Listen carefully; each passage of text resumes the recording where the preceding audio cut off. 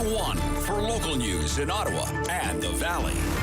This is City News, now on 101.1 FM and 1310 AM. It's Wednesday, June 29th. Good morning. I'm Andrew Boyle. Right now in Ottawa, 17 degrees. It's 18 in Smiths Falls. Here's what's making news in Ottawa and the Valley. It is going to be a full day at the LRT launch inquiry, starting with Rideau Transit's Peter Lausch. There will also be a panel of City Transit Commissioners, Diane Deans, Catherine McKenney, Alan Hubley, also on council as well as Citizen Commissioner Sarah Wright-Gilbert. Not all of them were kept up to date as Phase 1 launch approached. We have also now heard from the retired OC Transpo boss, John Manconi, and with those details, here's City News reporter Andrea Bennett. Text messages show that Manconi was worried about how the LRT public opening was going to go back in September 2019. In yesterday's inquiry, Manconi said the trial running had some very good days, but Ottawa lawyer John Adair pointed out that the first few days were nowhere near the threshold set, and Manconi agreed they did not pass. The former transit boss said the LRT is an integrated system with complex elements, and often trains were not available for use due to other issues like interior maintenance, and that more technicians were needed. That is my evidence. There was a lot of asks and a lot of disappointments with missed deadlines, a lot of people that were anxious, but there was no political pressure to get it done by a certain date exerted on me. Manconi added that there have been inconsistencies and challenging situations, and this is in line with the fact that there were less than 33% of trains available for launch back in September of 2019. Andrea Bennett, City News. City News time 9:01. Now your forecast. Here's meteorologist Jill Taylor. Light rain at times today and then heavier rain through the evening, even the possibility of some thunderstorms tonight, but partly cloudy conditions through the overnight hours. 21 for the high today, 11 for the low, and tomorrow looks great. Sun and cloud and 25. For today, the high, 21. And right now, 17 degrees in Ottawa, 18 degrees in Smiths Falls. NATO has declared Russia the most significant and direct threat to its members' peace and security.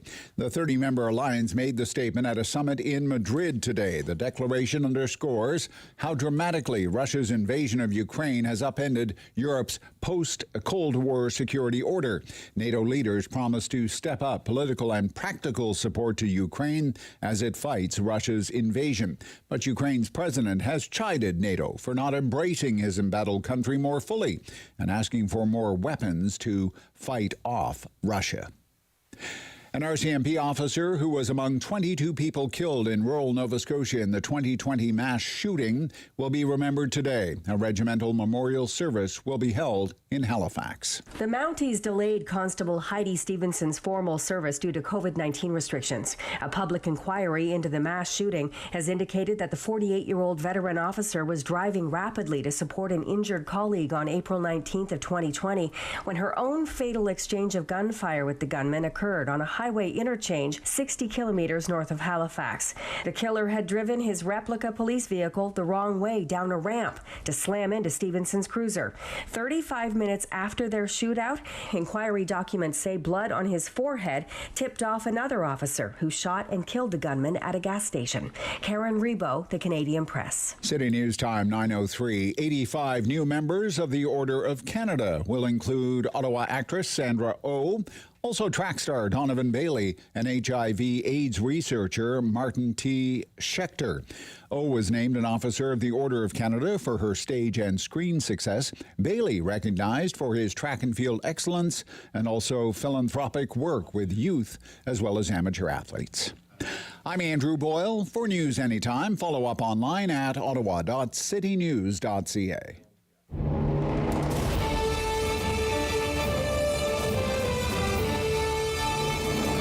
Good, bad, or complicated. There's no news in Ottawa and the Valley he won't talk about. It's the Rob Snow Show on Rogers TV and City News. 101.1 FM and 1310 AM. Getting closer to the long weekend. It's certainly taken its time getting here. Hey, good morning. Welcome to the Rob Snow Show on City News. We have a very busy program ahead for you. In just a few minutes from now, you'll hear an interview I did this morning with Kirsten Mercer. Kirsten Mercer is a lawyer. Her client is End Violence Against Women, or EVA, of Renfrew County. And that group had standing at the inquest into intimate partner violence, or IPV. That inquest has now concluded with the jury making 86 recommendations. This was the investigation into the murders of Carol Culleton, Anastasia Kuzyk, Natalie Warmerdam, all killed by the same man. A man with previous convictions for domestic violence and a long history of involvement with the criminal justice system. 7 years. 7 years to reach this point. And 7 years is a long time for anyone to wait for answers and await change. So we'll talk about where this report goes from here, what happens next. That is coming up in a few minutes from now. We'll also talk about the conclusion of that coroner's inquest when Bruce McIntyre joins us. He's with us every week, our Ottawa Valley correspondent for the Rob Snow Show. Bruce is with the Eganville Leader, which has been following this story very closely since day one. Also coming up on the show this morning, all the twists and turns in federal politics. You know, the House of Commons is off for the summer now, but the heat is on the Trudeau government. The latest Abacus poll has the Liberals behind the Conservatives. The Conservatives don't even have a full-time leader, and they're leading in the polls. There's a cost of living crisis at home, and Mr. Trudeau doesn't seem all that interested in spending much time at home. First, it was the Commonwealth Conference. Then it was the G7. Now he's at a NATO conference in Spain. Next, it's a dentist conference in Cleveland. He's the keynote speaker. Meantime, Canadians are feeling the squeeze. From $2 a liter for gasoline to sky-high food prices. Housing prices are falling, but mortgage rates are going in the other direction. Inflation is at a 40-year high, and there's no sign that the government is all that interested and plans to do much about it at all. So we're going to talk about that. There's also the latest information that's coming out of the Mass Casualty Commission in Nova Scotia. And I'm telling you what, it's not looking good for Bill Blair. He was the public safety minister when the mass shooting happened in Portapique, Nova Scotia. And now there's a second account that seems to back up the original account about how the RCMP commissioner, Brenda Lucki, conducted herself during a news conference in the early days of the investigation. A news conference with the Nova Scotia RCMP officers investigating that terrible mass shooting. The allegation is she was livid because the investigators refused to release publicly during a news conference the types of firearms used. The suggestion being she was pressuring the investigators to do that at the behest of political people with political agendas in the PMO and in the office of the public safety minister, who had a political agenda to advance gun control legislation, even if it meant interfering in an active criminal investigation. The first account was revealed by a highly respected RCMP superintendent, Superintendent Campbell. Now a second account from an RCMP communications manager, a letter. In the letter, she says she was disgusted that politics was the catalyst for the commissioner's tirade. Bill Blair, I mean, he's denying it. He's denying it ever happened. This was his well-rehearsed line last week. No direction, no orders were given by any member of this government to her in doing her job of running her organization. Perhaps the member opposite isn't aware that the commissioner of the RCMP is the commissioner of the RCMP and doesn't require any authorization from anyone else to speak to her own organization. The commissioner has confirmed that no direction and no pressure was given by me or by any member of this government to direct her in any way. Mr. Speaker, this is a line of which I am most familiar. and no direction. Oh, yeah. He's familiar with that line. Thank you. Was given to the commissioner of the RCMP by myself. That was his line last week. He was sticking to it, but is this scandal going to stick to him? Score your political fix right after the 9:30 news. And we'll do the Talkback Hour. Gosh, so much happening in the news today. It's kind of a combo meal of news today for the Talkback Hour, I guess you could say. I have 3 stories in the mix. You comment on all 3, or if you have a favorite, just comment on one. Whatever. It's your choice. We have the LRT Commission, the public inquiry into Ottawa's failed launch of its light rail system. John Manconi testified yesterday afternoon. One of the stranger things that I would like to get your take on is that you have senior officials with the municipal government, the most senior officials with the municipal government, staff, political staff, councillors, using a private messaging app to talk about the problems with light rail. WhatsApp. They were using WhatsApp. Setting up chat rooms, basically, private chat rooms in WhatsApp to do city business on WhatsApp and not official city email accounts. Are you cool with that? I'm uncomfortable with that. But I'd like your thoughts on that. The January 6th committee hearings in the United States and the testimony yesterday from this White House aide at the time, Cassidy Hutchison, was an aide to Mark Meadows. Mark Meadows was President Trump's chief of staff when the January 6th attack went down. I want to ask you, when it comes to what happened on January 6th, do you think President Trump incited and supported an insurrection so he could hang on to power and steal a second term? Did he try to orchestrate a coup? Or was it a Trump rally that got out of hand? Like your thoughts on that. And the latest revelations about what the Trudeau government was doing and saying in the aftermath of the Nova Scotia shooting. We'll talk about that. It's all in the mix. It's all open for comment on The Rob Snow Show on City News.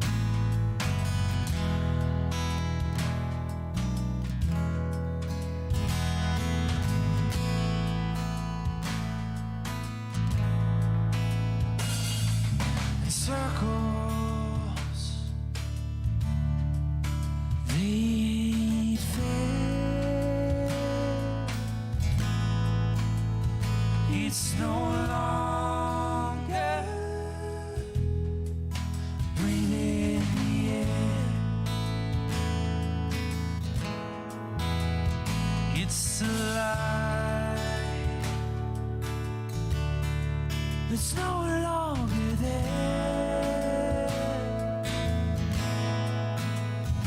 It's a sign hanging by a nail, and I say goodbye to the man on top of me. I say hello to an old soul.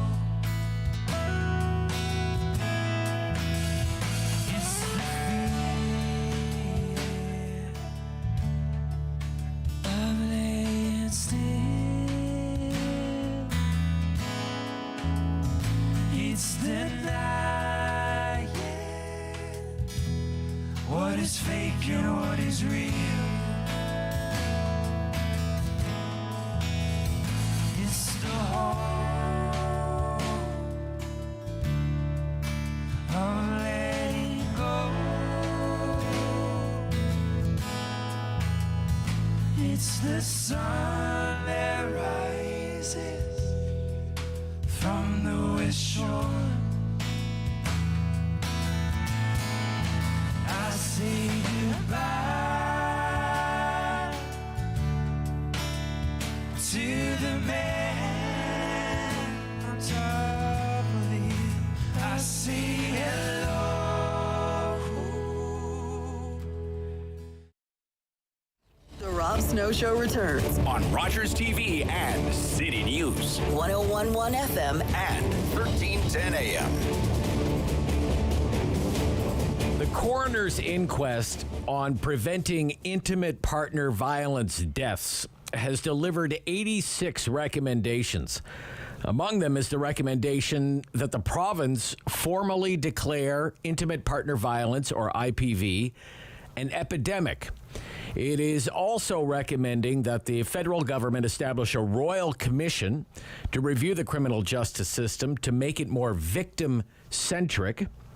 The inquest was probing the murders of Carol Culleton, Anastasia Kuzyk, and Natalie Warmerdam, all killed by the same man, Basil Barutsky. He was previously convicted of domestic violence offenses against both Kuzyk and Warmerdam and had been stalking Culleton. Kirsten Mercer is a lawyer representing the group End Violence Against Women, or EVA, of Renfrew County, and she joins me again on the Rob Snow Show here on City News. Good morning. Good morning, Rob. Thanks for having me back. Yeah, it's really nice to have you back. We spoke about this inquest just as it was getting ready to start. Now that it has concluded, how are your clients feeling about the process? I think my clients are a little tired, but overwhelmingly gratified, and I would say even inspired by the work that this jury has done to listen, to hear the evidence from members of the community, experts from across the province and internationally, and to synthesize all that they've heard into these incredibly powerful recommendations. It really is a fascinating democratic process, an inquest, and I think my clients were moved and inspired, and after a short rest, they're ready to get back to work to make sure that these recommendations get implemented. Okay. It seems counterintuitive, but Valerie Warmerdam, one of the victim's daughters, spoke about the need to support the perpetrators of intimate partner violence. So that she suggests that could provide benefits in the long term. Can you help us understand that better, please? Yeah, Valerie Warmerdam is an incredible person, and I spent the last 3 weeks sitting beside her and the last quite a few months working with her in preparation for the inquest. So the fact that she has surprised us again with her insight and her clear-headedness and ability to see the real need for solutions doesn't actually surprise me. But you're right, she is a strange source for this important reminder. And that is, as she's so eloquently put it, we have three choices when we're faced with this kind of serial perpetrator. We can throw them in jail, but we know that these sentences are not long. We can ignore the problem, which is sort of what's happening now, or we can use the opportunity and the resources that we have to try to address some of the root causes of the behavior that is causing harm. And to be honest, I think that the inquest heard that we aren't doing a particularly good job of that. The existing programming, what is often called PAR programming, which is about anger management in relationships, falls far short of what the evidence tells us is needed. And Valerie's ability to look past, what might be politically unpalatable, the idea of spending money on perpetrators, to see that as a real solution, a real meaningful way to address the problem, is incredibly inspiring. And if she can see her way to making that a priority, given all of what she's experienced and her vantage point, then I don't really think it's the place of any of us to say that's not a good place for us to look for a solution. One of the mandates of this investigation was to explore the issue of domestic violence in rural areas and what some of the problems are there, the challenges, and what some solutions might be. What are some of the takeaways now that this is concluded? Yeah, and we talked about this all those weeks ago when we last spoke. Those issues came through very clearly.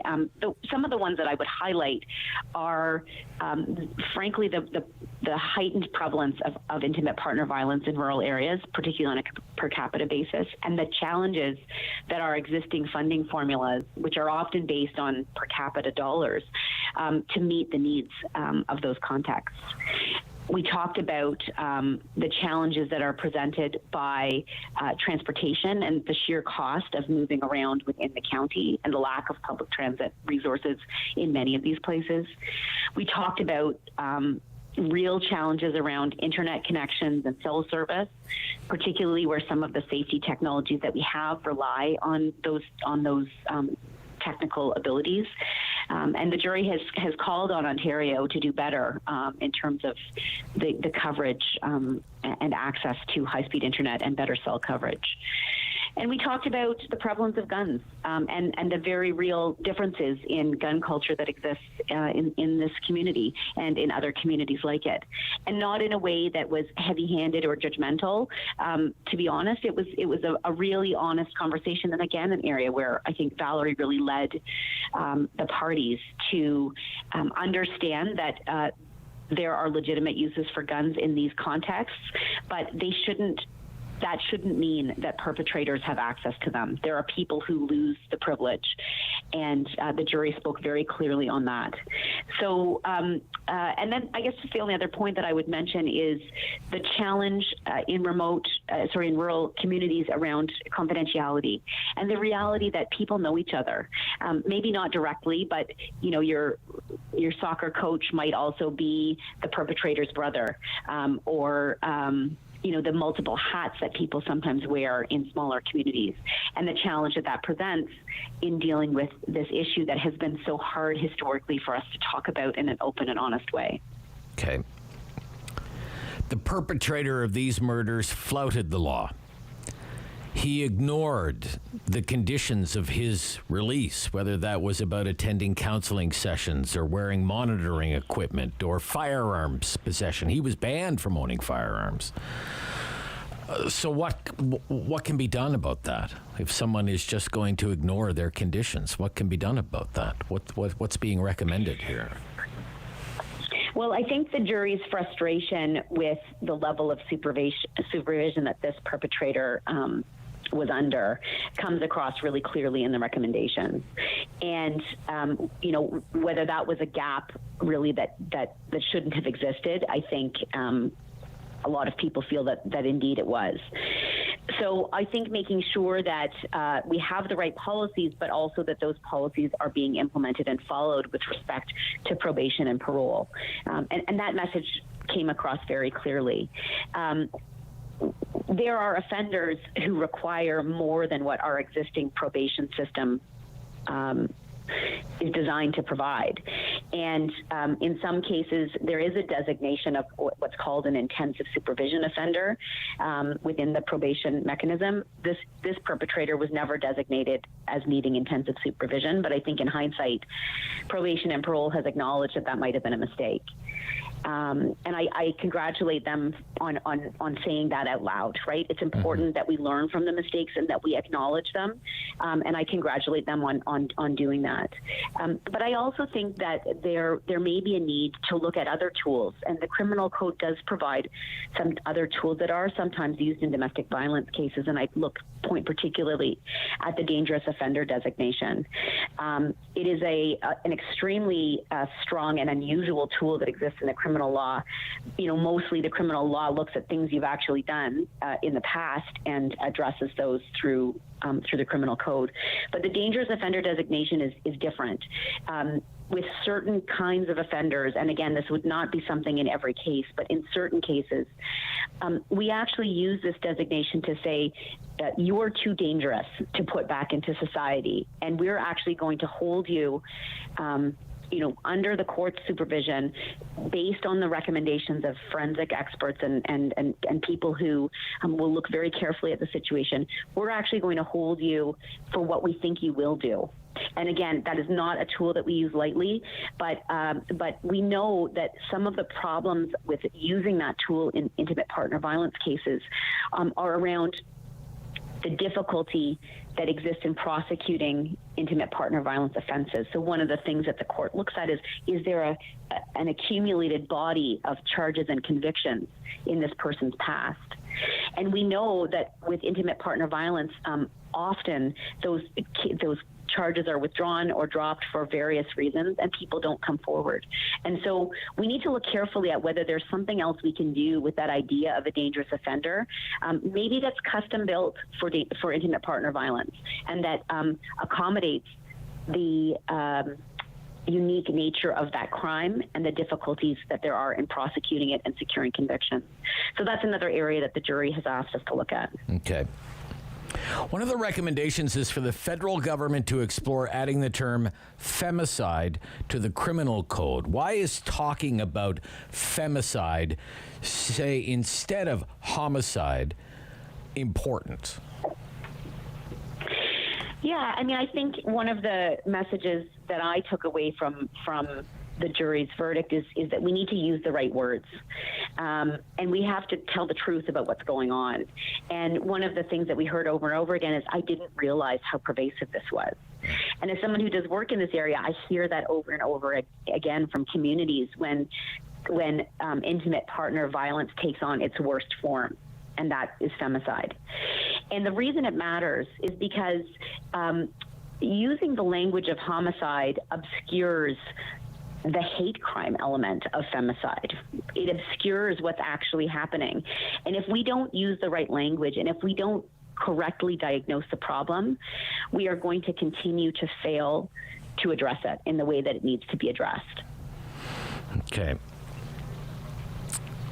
7 years in the making, this verdict. 7 years is a long time for victims' families to wait for change. Does this give them some hope? Does it offer some kind of closure to the victims' families? Closure is a difficult word to use because we know this is the end of a chapter, but not the end of the book. One of the things about inquest verdicts is that it creates recommendations, not orders. And so I would never pretend to speak for the families, but I know, because I sat beside one family member, she does not see this as the end. She does not see this as closure. And Valerie's obviously very capable of speaking for herself, but I can tell you, even this morning, she is still thinking about what comes next. And so I don't think, there is a form of closure that comes. The community gathered in a vigil last night at the Women's Monument in Petawawa and, took time to mark the ending of this inquest process. But there's a lot of work ahead. And I think now the jury has given its marching orders. They, as you said, they diagnosed intimate partner violence as an epidemic and as a public health crisis, and they've given a prescription, right? They've written a prescription for policymakers and intimate partner violence service providers and the justice system and all of us to take, but there's still work to do. It's not magic. It is a prescription for us to follow, and we will be calling on our political leaders in Canada and provincially, as well as those who lead various other aspects of our systems, our justice systems and our healthcare systems and our correctional systems, to try to make sure that this prescription is followed, and to watch very carefully. And the jury actually did one other thing that's quite important. In addition to making some recommendations about some structures to put in place to make sure that these recommendations are implemented and that this issue stays at the forefront of our time, the jury's final recommendation was that it will call the parties back together 1 year from yesterday to and hopefully this is my piece, include some of the political leadership in that, and to ask for an accounting of what's been done and what is still to be done. And I hope that this jury and all of those who've been impacted by this inquest and by these awful femicides will take personally whether or not these recommendations get implemented, and will continue to push from all of the various places where they continue to live and work, and that this inquest has changed the way that they see their role as members of our communities and members of this province. Kirsten Mercer, thank you so much for your time. Thank you, Rob. It's a pleasure to speak with you.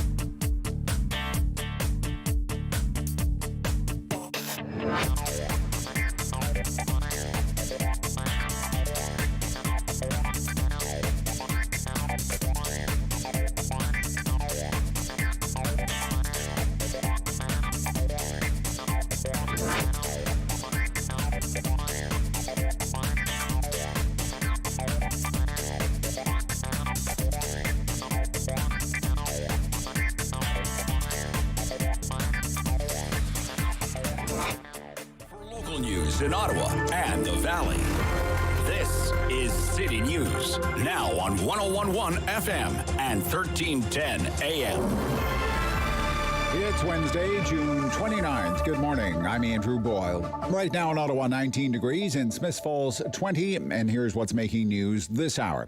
Canada Day preparations now include an exclusion zone in Ottawa's downtown, an area of the city bordered by Colonel By, Booth, Wellington, and Laurier. No parking in that area. Local traffic only allowed through. The city wants to make sure there are no protest vehicles allowed into the area as we approach the festivities on Friday, centered around Le Breton Flats. Police will check drivers before they're allowed to drive through that area of the downtown. After learning only select people were included in a group getting regular messages as the city approached the launch of LRT Phase 1, several members of the Transit Commission are appearing today. and not all of them were on that communication group. NATO has declared Russia the most significant and direct threat to its members' peace and security. That came as the military alliance met to confront what NATO's chief called the biggest security crisis since World War II. It has also promised to step up political and practical support to Ukraine, but that country's president chided NATO for not embracing his embattled country more fully. City News Time, 9:35. I'm Andrew Boyle for News Anytime. Follow up online at ottawa.citynews.ca. He's the opinionated Ottawa icon.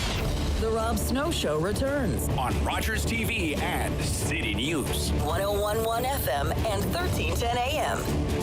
It's time to score your political fix. And joining us today is Ashton Arsenault, Vice President, Crestview Strategy. Good morning. Welcome back, Ashton. Great to hear from you. Morning, Rob. And Cam Holmstrom, Principal, Nipa Way Strategies. Good morning, Cameron. Good morning, Rob. Yeah, nice to hear from you again. Nice to hear from both of you. Let's jump right into it. Let's talk about this latest report on the conduct of the RCMP Commissioner Brenda Lucki involving the Mass Casualty Commission investigating the mass shooting, the worst mass shooting in Canadian history, Portapique, Nova Scotia. This is from the Canadian Press. I'm just going to quote here. A scathing letter from an RCMP communications manager says RCMP Commissioner Brenda Lucki referred to direct pressure from the federal public safety minister to release firearm details in the days after the Nova Scotia mass shooting. The letter from Leah Scanlon, dated April 14th, 2021, almost a year after the killings of 22 people, claims the RCMP's leader was focused on the Liberal government's agenda of passing firearms legislation when she criticized Halifax staff during an April 28th, 2020 conference call.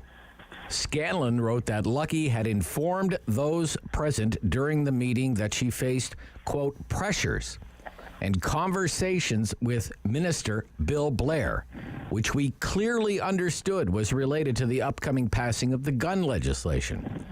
The manager says in the letter she recalled a feeling of disgust as I realized this was the catalyst for the conversation and perhaps a justification for what you were saying about us. So Bill Blair continues to deny there was any pressure placed on the commissioner by those in political power. Cam, where does this scandal go from here? Well, the more people that come out and confirm what was originally reported last week, the worse this gets for the commissioner and for the prime minister's office, frankly. And the sad thing about it is that you look at what's happening in this inquiry. The inquiry itself has been a mess. The RCMP locally is trying to cover, is really under a lot of heat, and they're getting run through it, and probably rightfully so. Nationally, they're doing the same thing, and obviously there are calls to ensure that the families that they're getting, that they're being taken care of in this, that they're getting as much information as they can, and that doesn't seem to be happening. And then you layer this on top of it. To me, this is a prime example of, at least from the government side, of an absolute own goal. Like they did this, really at the end of the day, there was nothing that was forcing them to potentially put pressure on the RCMP commissioner to release these details, right? That would have come in its own time. You didn't need that in order to make the case they were going to make on their gun legislation. To me, that was overreach, and that's on them. Like, it didn't need to happen, and I guess that's a big thing. And then usually that's the kind of thing that gets you in the end. It's not the mistakes you make when you're having to deal with something. It's the ones that you make that are completely of your own doing that never had to have been done to begin with.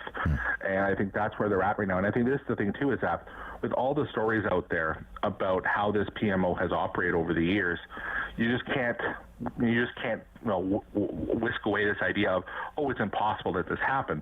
No, this actually fits the pattern pretty well. A lot of other things you've seen, whether it be SNC-Lavalin or others, right? So it's no, it actually fits pretty well with everything else. So that makes it all the more dangerous for this government. Yeah. Where do you see this going from here, Ashton? Yeah, I agree with Cam a little bit on the own goal thing. Obviously, it's getting more and more ugly, and it's a terrible look from start to finish. I got to get this off my chest. The RCMP is supposed to be void of political feelings and impervious to political pressure. That does not seem to be the case here. And look, beyond that, it's looking increasingly bad for the government. If the allegations are correct, then it would appear as though the government has interfered directly in an active investigation for the political. Right, which of course is extremely frowned upon, if not an outright political breach. Where does it go next? So, again, on Cam's point, we all know the government isn't exactly new to scandals, but I think in this case, the mistake would be thinking it goes away over the summer. So I could see this heating up again when the House returns. And I suspect there will be calls from the opposition to investigate this further. In fact, there already has been to a degree. It gets worse and worse every day. So whether that be at a parliamentary committee or via a third party like the ethics commissioner, this is definitely not the last we've heard of this story. I mean, Bill Blair had his lines rehearsed last week when he was under questioning from the opposition in the House of Commons. This is what that sounded like. No direction, no orders were given by any member of this government to her in doing her job of running her organization. Perhaps the member opposite isn't aware that the commissioner of the RCMP is the commissioner of the RCMP and doesn't require any authorization from anyone else to speak to her own organization. The commissioner has confirmed that no direction and no pressure was given by me or by any member of this government to direct her in any way. Mr. Speaker, this is a line of which I am most familiar, and no direction of an operational matter was given to the Commissioner of the RCMP by myself or any member of this government. No one told the RCMP Commissioner and gave her any direction or exerted any pressure. Mr. Speaker, the conversations that the Commissioner has with her subordinates in her organization is entirely independent of government, and the Commissioner is doing her job, but she has already confirmed for the mass casualty. You get the idea. What are the chances that Bill Blair or Commissioner Luckey are not Cabinet Minister Bill Blair or Commissioner Luckey by the time the House resumes? What do you think, Cam? What do you think?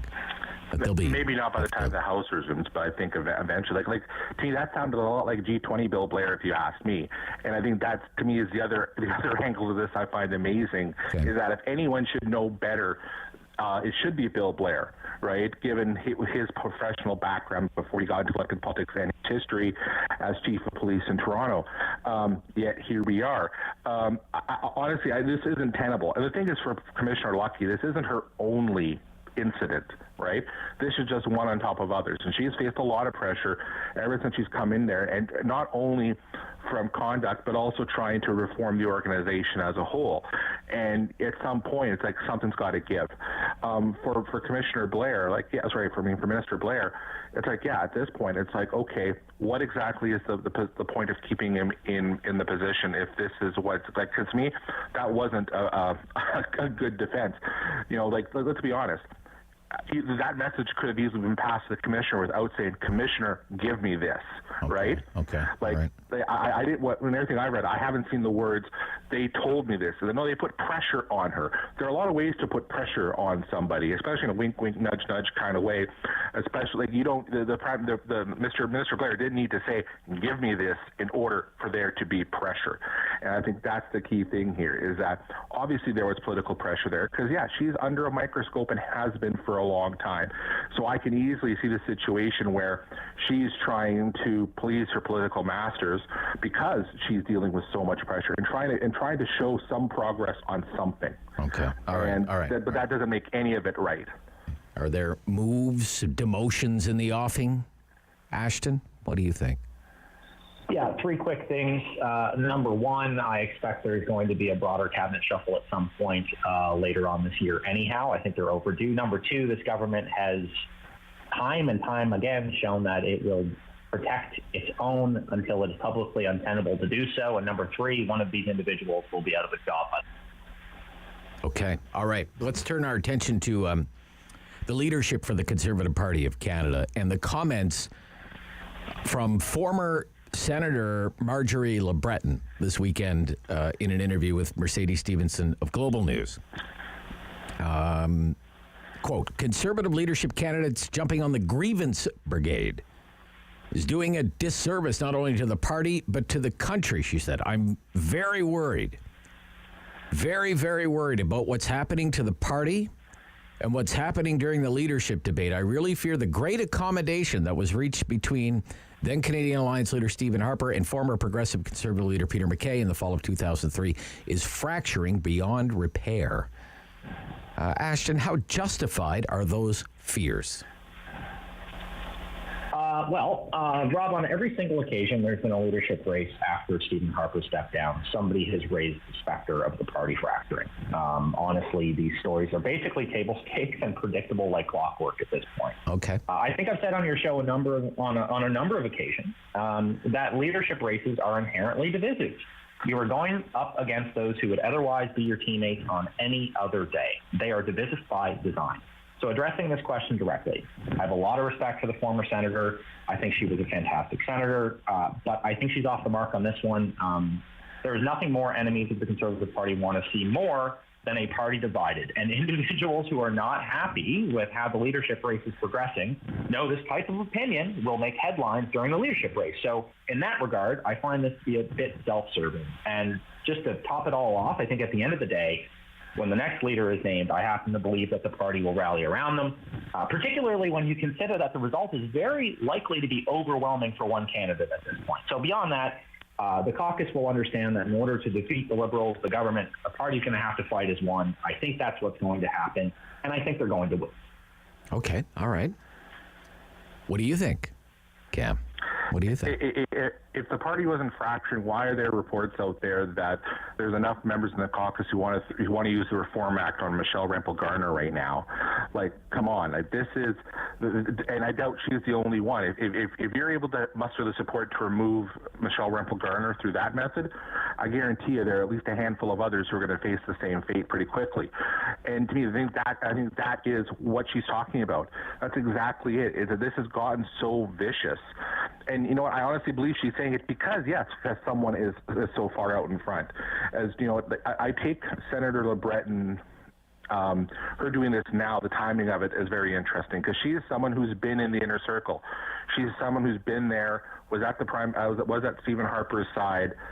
She gets it in that score. Now, do I think that any party is always going to remain the same? No, there's always some kind of evolution that goes on through any party. That's natural. But I think what you're seeing right now is so extreme coming from one faction, and frankly is so unwilling to accept other views in how they're going about it that it creates this problem. And something's got to give. But to me, hey, I've been saying this since the very beginning. To me, this was the fight from the start, is that this was the fight that the conservative movement needed to have about what exactly are you going forward. And that means that more than likely, not everyone who's in your tent is going to be there afterwards. So yeah, okay. So to me, it makes sense that this would happen at this point. That doesn't make it any more comfortable or any more comforting to those who may find themselves on the other side of it. When we come back to your political fix, Trudeau and the cost of living. This is the Rob Snow Show on City News.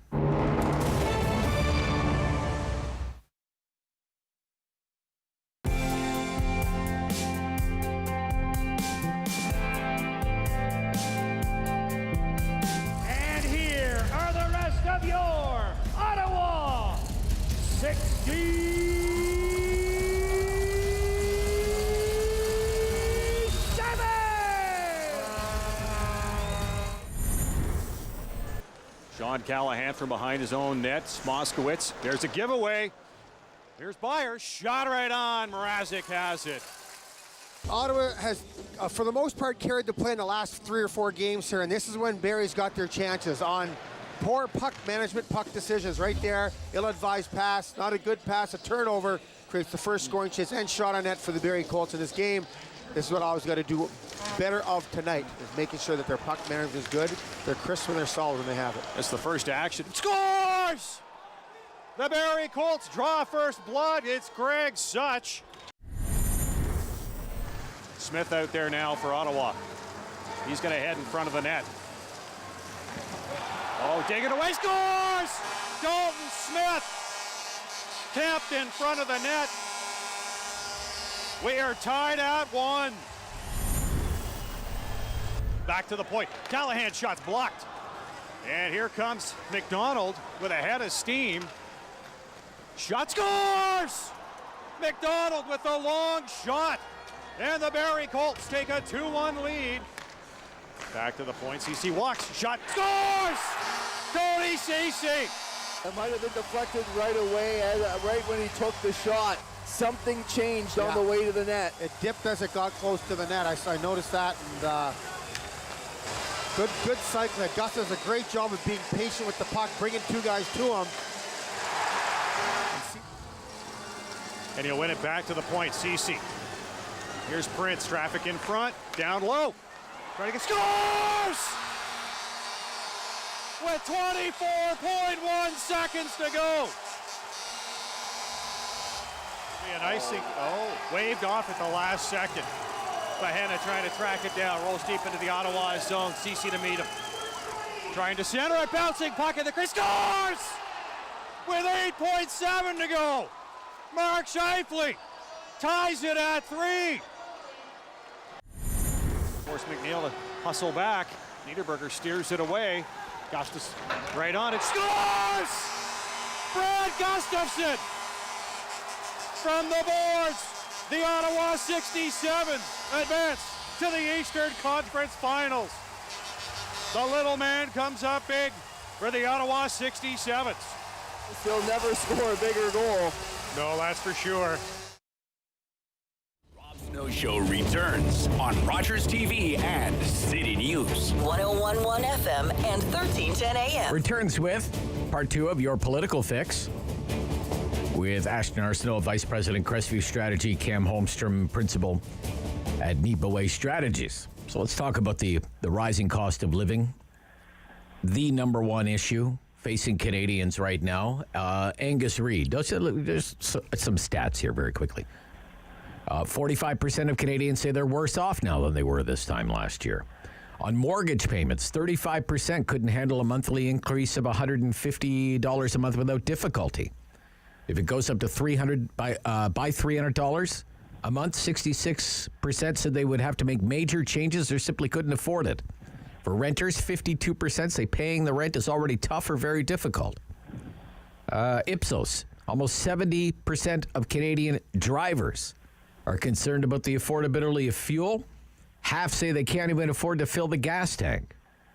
StatsCan, 1 in 5 Canadians perceive their mental health to be fair or poor, but among those suffering from moderate food insecurity, that number's 45%. It jumps to 70% for those with severe food insecurity. So, it's tough. It's tough. Is there going to, let's go to the kind of the end of the story. Is there going to come a time, Ashton Arsenault, when the Trudeau government is going to have to do something more than it has done to help Canadians with the rising cost of living? Yeah, I mean, right now, Rob, Canadians are experiencing, unfortunately, something that I refer to as the dose. This is the price that we pay for reckless spending and, frankly, the overarching theory that the free lunch will always be there. There is no such thing as a free lunch. Now, I will say this problem is not unique to Canada. Inflation is being experienced across the board. I would strongly argue that we have handled it worse than others. And I'll point to an announcement that happened last week where the Canadian government's response to runaway inflation was to, in fact, spend an additional $9 billion. That tells me they haven't accurately sized the problem. And quarterly, when the Bank of Canada meets, and I would assume that the base percentage point goes up by at least 0.25 on every single occasion for the next, 1 to 2 years, people are going to lose their homes. People will find it unaffordable, and it's a shame. But should the government be helping people, or is that just prolonging the situation, the inflation problem? Yeah, look, governments cannot spend its way out of inflation. It's impossible. The two are mutually exclusive of one another, and you cannot use one and avoid the other. Okay. All right. Cam, what do you think? To me, this is my problem with the Conservative argument. And first off, the announcement the government made last week, there was no new money. It was stuff that was already in the budget. It was re-announcing stuff that was already done, which to me is part of the problem. It's kind of the thoughts and prayers approach to governing, which is saying you feel your pain but not actually do anything about it. And the problem here is that, yes, part of this, and you would have to take the inflation costs here and split it up in different categories because they all have different causes, and that's the part of the problem of the situation. Housing, yeah, that's a real domestic issue when it comes to housing supply, when it comes to lower interest rates, and the Bank of Canada raising their rates will help deal with that.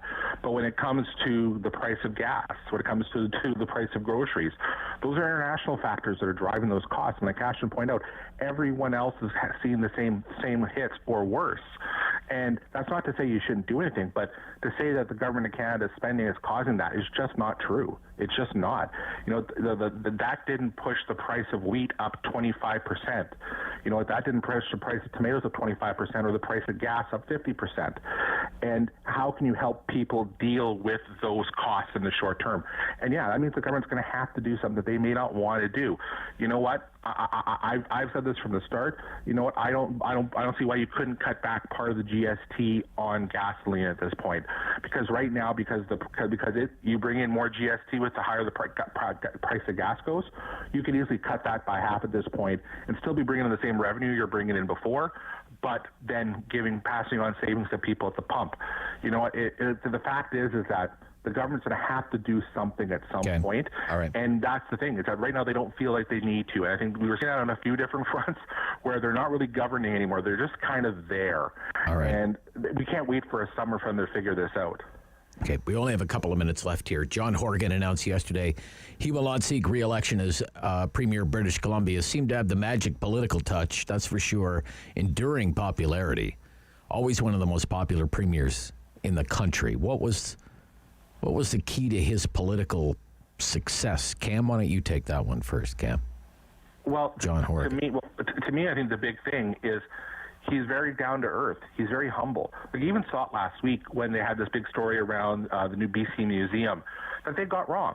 And he said, you know what? I got it wrong. We're pulling it. Right? We're not doing this. I've heard from people. I got it wrong. And he admitted to it, right? And how can you be upset with that at the end of the day, right? Is that if you're listening, you made a mistake, you own up to it, you correct it, you move on, right? And I think there's too few politicians these days who are willing to just openly and honestly take that, right, and be that way. But that's just how Horgan is, and I appreciate the fact that, you know, he's also where his head's at. It's like, look, he's been through cancer twice the last little while, and while he's in recovery, he's like, you know what? Now's the time for me to pass this along. Now's the time to kind of go to the next generation. You know, I wish him the best. You know, we New Democrats are worse off for it, for having him go at this point. But I look forward to seeing who's going to step into his shoes in BC. Ashton, the key to his political success, John Horgan. Yeah, I mean, this is how you know he's really good, because I'm about to speak very favorable towards him. You know, Mr. Horgan is kind. He's realistic, and he was also a leader that made the tough calls when it was called for. And not everybody has that secret sauce. And to be able to do that without making too many enemies along the way is really a testament to his skill. So I happen to believe that history will be very favorable to the legacy of Mr. Horgan. All right. Thanks to the both of you. Enjoy your Canada Day long weekend. I hope you get to spend it with the friends and family and have a great time. Thank you. Likewise, Rob. Yeah. Take care, Rob. Bye-bye. Ashton Arsenault is Vice President at Crestview Strategies. And Cam Holmstrom joining us once more, and he's the principal of Nipaway Strategies. Coming up next, Talkback Hour. Lots to talk about, many stories in the mix. Love your take on them. Let's kick these issues around on The Rob Snow Show on City News.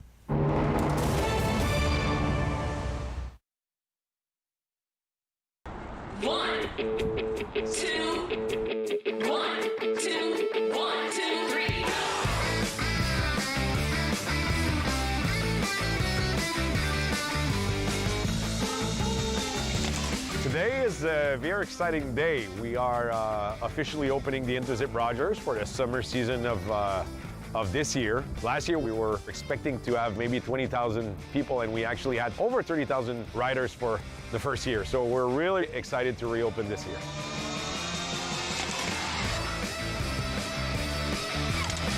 That was epic and scary!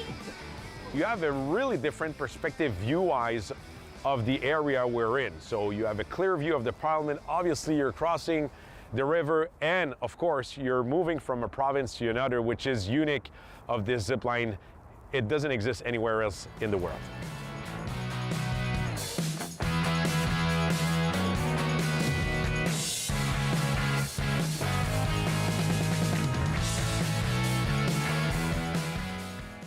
Rogers has been partners even before Interzip opened, actually.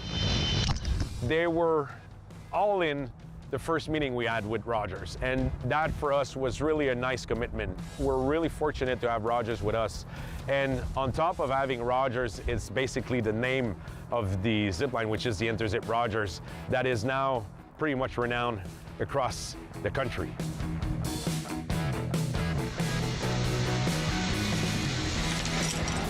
Rogers Interzip is a great activity for people who live in or visit the National Capital Region. Get out and have an opportunity to zip across the Ottawa River between Ottawa and Outaouais.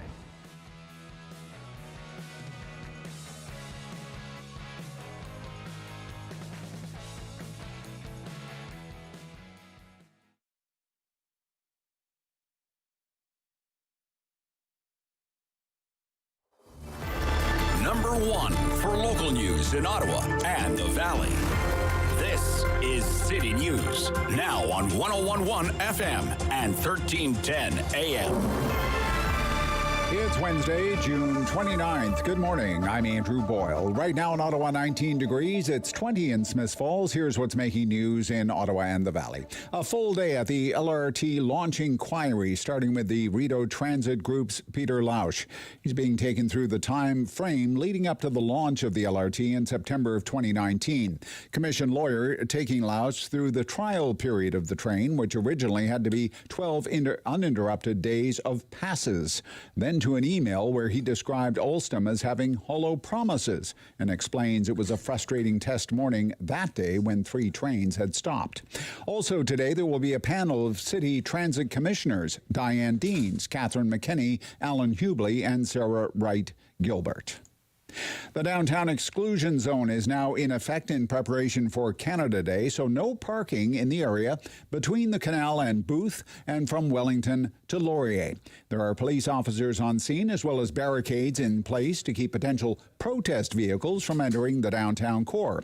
Now keep in mind that local traffic will still be allowed through the streets in that zone that are currently open to traffic, but no parking will be allowed. That control zone is going to be in effect until 6 o'clock on Monday morning.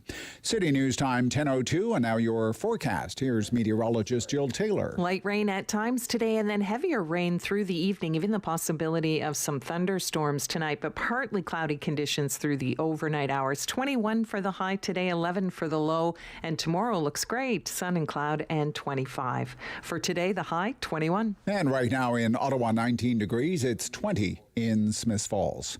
NATO Secretary General Jens Stoltenberg says he expects all members of that military alliance to increase their defense spending. That does include Canada.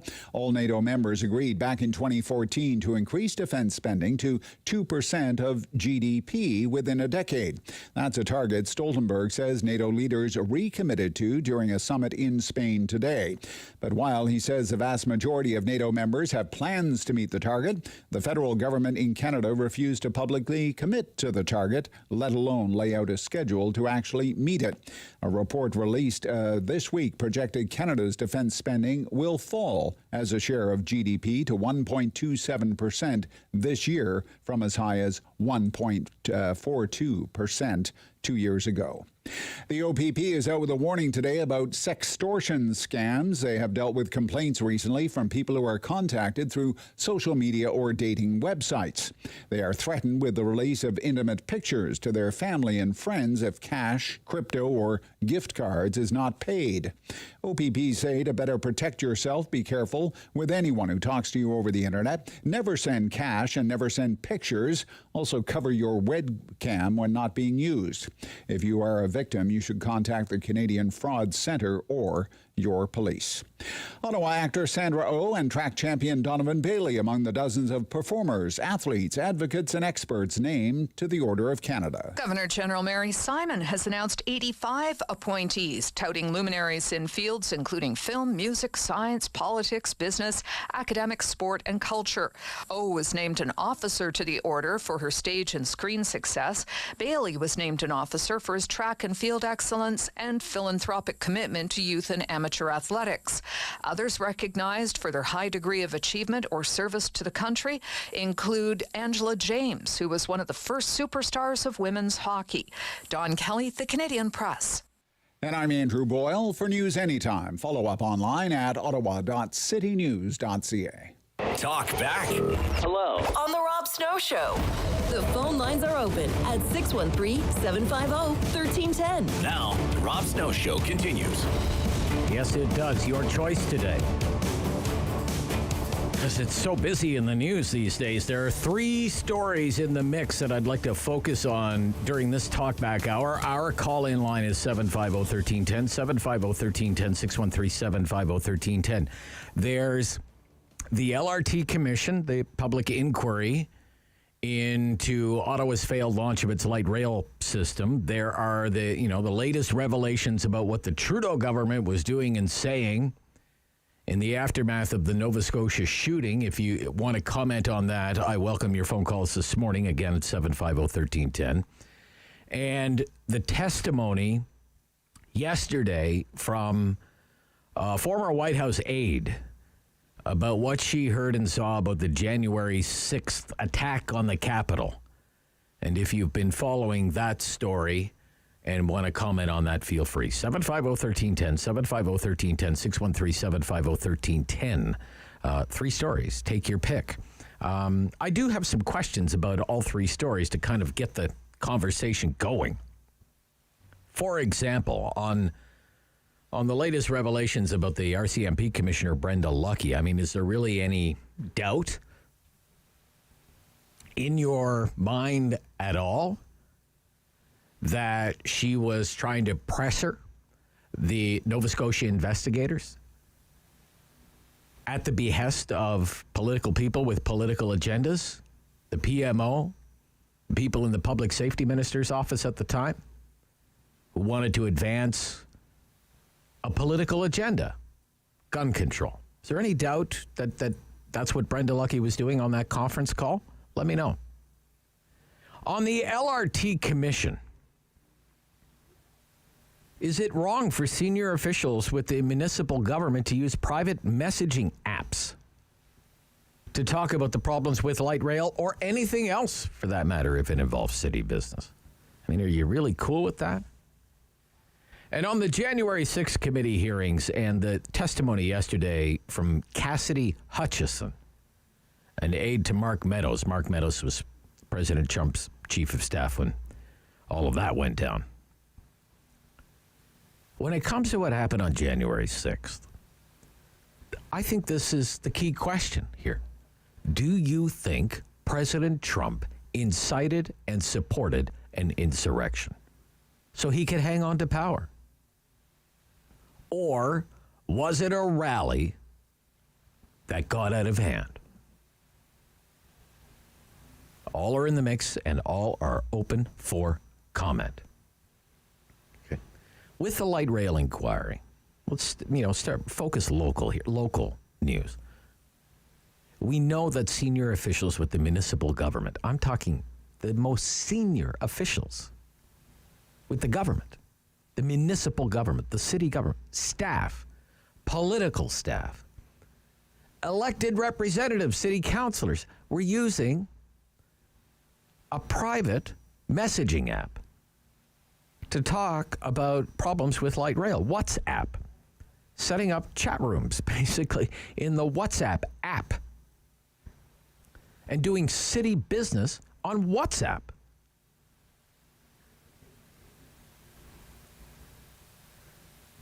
Is that appropriate? I think there's some question about whether it's even legal, but maybe that's a conversation for another day. But what do you think about some of the most senior people in the municipal government using a private messaging app like WhatsApp to do city business? Instead of saying, having an in-person meeting, having a Zoom call, or a Microsoft Teams. We use Microsoft Teams around here, or using the City of Ottawa's corporate email system. You know, something official. Something that can be tracked, traced by the corporation of the City of Ottawa. In the interest of government openness and transparency. In the interest of protecting the taxpayers. I am quite uncomfortable with this. That's my own opinion. I don't think it's right. I don't think they should be doing that. I think it was wrong that they were doing city business that way. I can see why they thought it was a good use of the technology, not necessarily because anything nefarious was afoot or because anyone had anything to hide, but because it may have been the most convenient. It may have been the most convenient way for everyone to get on the same page in the loop about a big project that was taking up a lot of everyone's time. I get why they probably didn't think anything of it, but it doesn't look very good to me, if you ask me.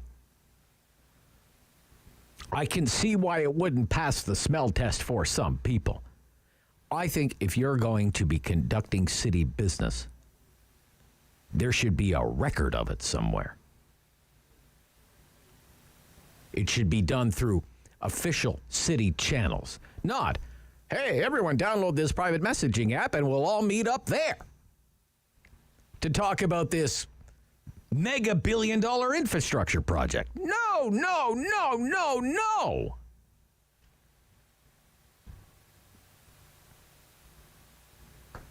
Okay, we might play some clips from John Manconi a little bit later, but I have set the table. Let's see where it goes. Let's take this call. Jason, in Ottawa, you're on City News, up first during the Talkback Hour. Thank you for calling. You're on the air. Hey, good morning. Hi there. Hi, how you doing? I'm good. On the LRT inquiry. Yeah, the LRT, I kind of agree with you. I mean, I know those apps are pretty commonplace. Like, a lot of people use them, but you're right. I mean, it is a public, dealing with public money, and a great deal of it. Yeah. Obviously, so I'm kind of in line with you on that one. I just wanted to talk real quick about the January 6th. Yes. So to your question, I think my opinion, I mean, I do think that he does bear some responsibility for what happened that day. As far as an insurrection, I don't think so. I mean, if you're trying to overthrow the most powerful government in the world, you're going to need a bit more than a bunch of guys in Chewbacca bikinis. Like, okay. I think it was more of a rally that got out of control, but at the same time... Rally that got out of control. Okay. But at the same time, though, I do think that Trump does bear responsibility. He did, and maybe not even with the speech, but the whole, what really frustrates about me, Rob, is that with him going on about the whole election stuff, he's no different than the rest of them, he's hardly the first one to call an election illegitimate, and also just on the testimony yesterday, so the Secret Service released a statement last night, and the two agents in question... Yeah, the stuff about the limousine, they say that's not true, and she said it was secondhand anyway, right? That's right. Like she wasn't there when that happened. Just on that too, they really shot themselves in the foot here, the Republicans. I mean, because Nancy, they were given the opportunity to put people on that committee, and when Nancy Pelosi said no to, I think it was Jim Jordan and someone else, because they could have possibly been witnesses, and then they just said, okay, well, we're not going to do it. Now, they're laying in their own bed now. Now they have no option to rebut any of this stuff. It's just kind of like a... Right. Yeah, there's no opportunity for any kind of cross-examination or the other side of the story if there is another side of the story. Yeah, that's a fair enough point. All right, Jason, gotcha. I got to run. Do jam phone lines here. 750-1310, 750-1310. Talkback Hour, Rob Snow Show. Garth in Nepean. Garth. Good morning, Rob. Morning, Garth. On the LRT inquiry.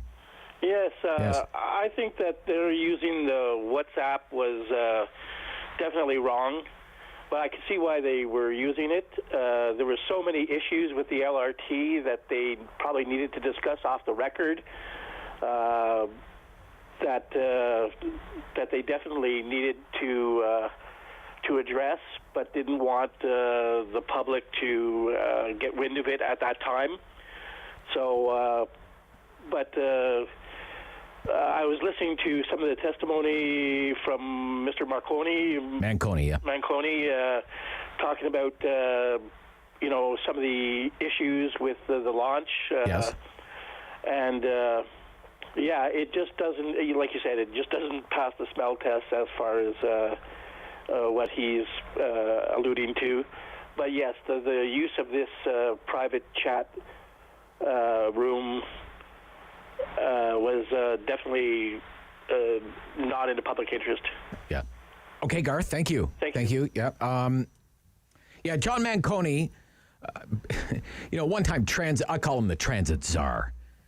Like, he called the shots with public transit. He was testifying at the LRT Commission yesterday, the public inquiry into all the problems with Phase 1 of light rail. Have to wait a few years before we have the public inquiry into Phase 2 of light rail. And we saw a lot of official city emails and documents, but a lot of private texts as well, and conversations happening in WhatsApp. And, I mean, involving the most senior people at City Hall. At one point yesterday, there was a WhatsApp chat conversation, and it was like a who's who of the movers and shakers at City Hall. On WhatsApp, Serge Arpin, Chief of Staff to the Mayor, Alan Hubly, Chair of the Transit Commission, Matt Gravel, works in the Mayor's office. John Manconi basically ran the transit system in the city of Ottawa, and Steve Kanellakos is the city manager. I mean, like the top of the top of the top. Chatting about billions of dollars of taxpayers' money tied up in this light rail project that is plagued with problems. And they're not communicating through official city channels, through the city's email system, meeting in a city hall meeting room. Somebody's taking notes, nothing like they're using WhatsApp. WhatsApp with that. Brendan in Blackburn Hamlet. Brendan. I enjoyed my first ride on the LRT the first day it became available to the public. Yeah. I went from Blair all the way to Pasture. Tunney's Pasture, yeah. And back. And the only problem we were having was the doors wouldn't open when we wanted to get off. Right. Yeah. But I enjoyed it in my innocence. I was 79 at the time, and it was wonderful. I know there were problems, and I didn't know the political background of it all. But I saw the van drop into the hole on Rideau and all that. Yes. I enjoy your show, by the way. Brendan, don't you think that when the top people at City Hall are talking about billions of dollars in taxpayers' money, a mega infrastructure deal, they shouldn't be doing it in secret, private chat rooms? Internet chat rooms? You're right. Just January 6th, Cassidy Hutchison. Her testimony was fantastic. Okay. Do you think, on that point, did President Trump, whether it failed or not, is not really the question. It's, did he incite and support an insurrection? Absolutely. So he could hang on to power and try to steal the election. I watched their evidence, and I realized Meadows and all these other chiefs of staff are involved in the. I really assume that they lied a lot, Okay. All right, Brendan, thank you for your call, and I enjoy your phone calls. Bye now. Yeah, bye-bye. Rob Snow Show, Talkback Hour. This is City News.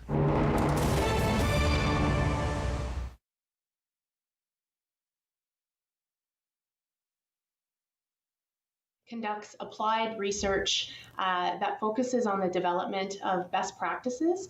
And really the goal of the Center of Excellence is to optimize care and quality of life for older adults living with frailty. Well, yeah, and that comes to the latest research when it comes to adults living with frailty, older adults, as you said. What is some of the latest research that you've seen? Yeah, so we're really proud of a recent study that's coming out of the Center of Excellence focusing on our CME Understanding Frailty Together program. So CME is an approach to caring for older adults living with frailty, and it really focuses on the assessment and management of frailty in long-term care.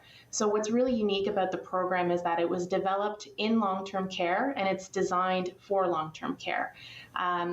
It really focuses on early and transparent communication with families and with residents so that they really have a good understanding of the health status of their loved one, and then can make decisions about their care and their future goals of care in that context of frailty, understanding what those risks are of a particular intervention or course of treatment. Danielle, when we say frailty, what exactly do we mean by that? Yeah, so frailty is a medical condition. It leads to a decline in function and health. And people that are more severely frail are more susceptible to large declines in their health.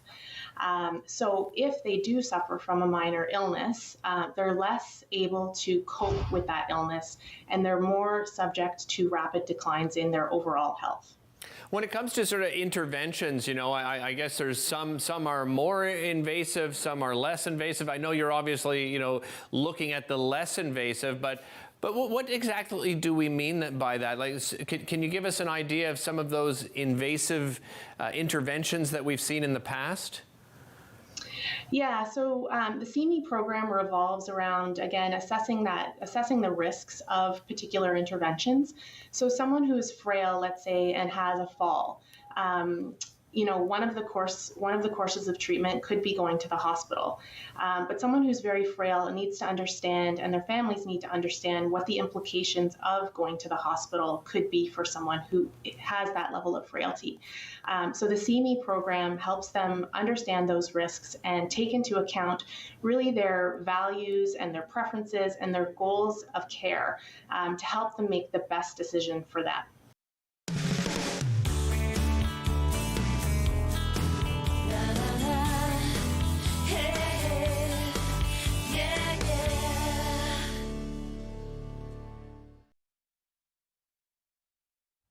It's time to talk back on the Rob Snow Show.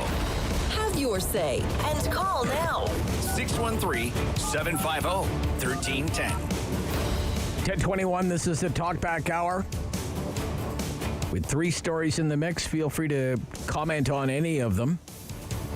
At 750-1310, there's the LRT Commission and the testimony yesterday, the use of private messaging apps to conduct city business, the January 6th committee hearings, and the testimony from former White House aide Cassidy Hutchison, an aide to Mark Meadows. Mark Meadows was President Trump's chief of staff when the whole January 6th thing went down. And another letter that accuses Brenda Lucki of pressuring the Nova Scotia investigators into releasing information about the type of firearms used in the Nova Scotia shooting to advance the Liberal government's gun control agenda. It was originally denied last week by Bill Blair, saying it didn't happen. But now there's a second claim that it did happen. So comment on any of those. I'd love to hear from you this morning. David in Ottawa, you're on City News. David. Good morning, Rob. Good morning, David. I've been listening for 20 years. I appreciate that, David. On the LRT inquiry, sir. On the LRT. Now, we were, remember the pretty pictures of this high-speed rail they put in the Ottawa Sun with no trolley wires on it? So we got sold a trolley, did we not? Okay. Not really my focus right now. It's a glorified trolley. When it comes to phase 2, not even one inspector during the whole 2 years of construction due to the COVID-19 or 20 or 21, 22, whatever you want to call it. Right. Okay.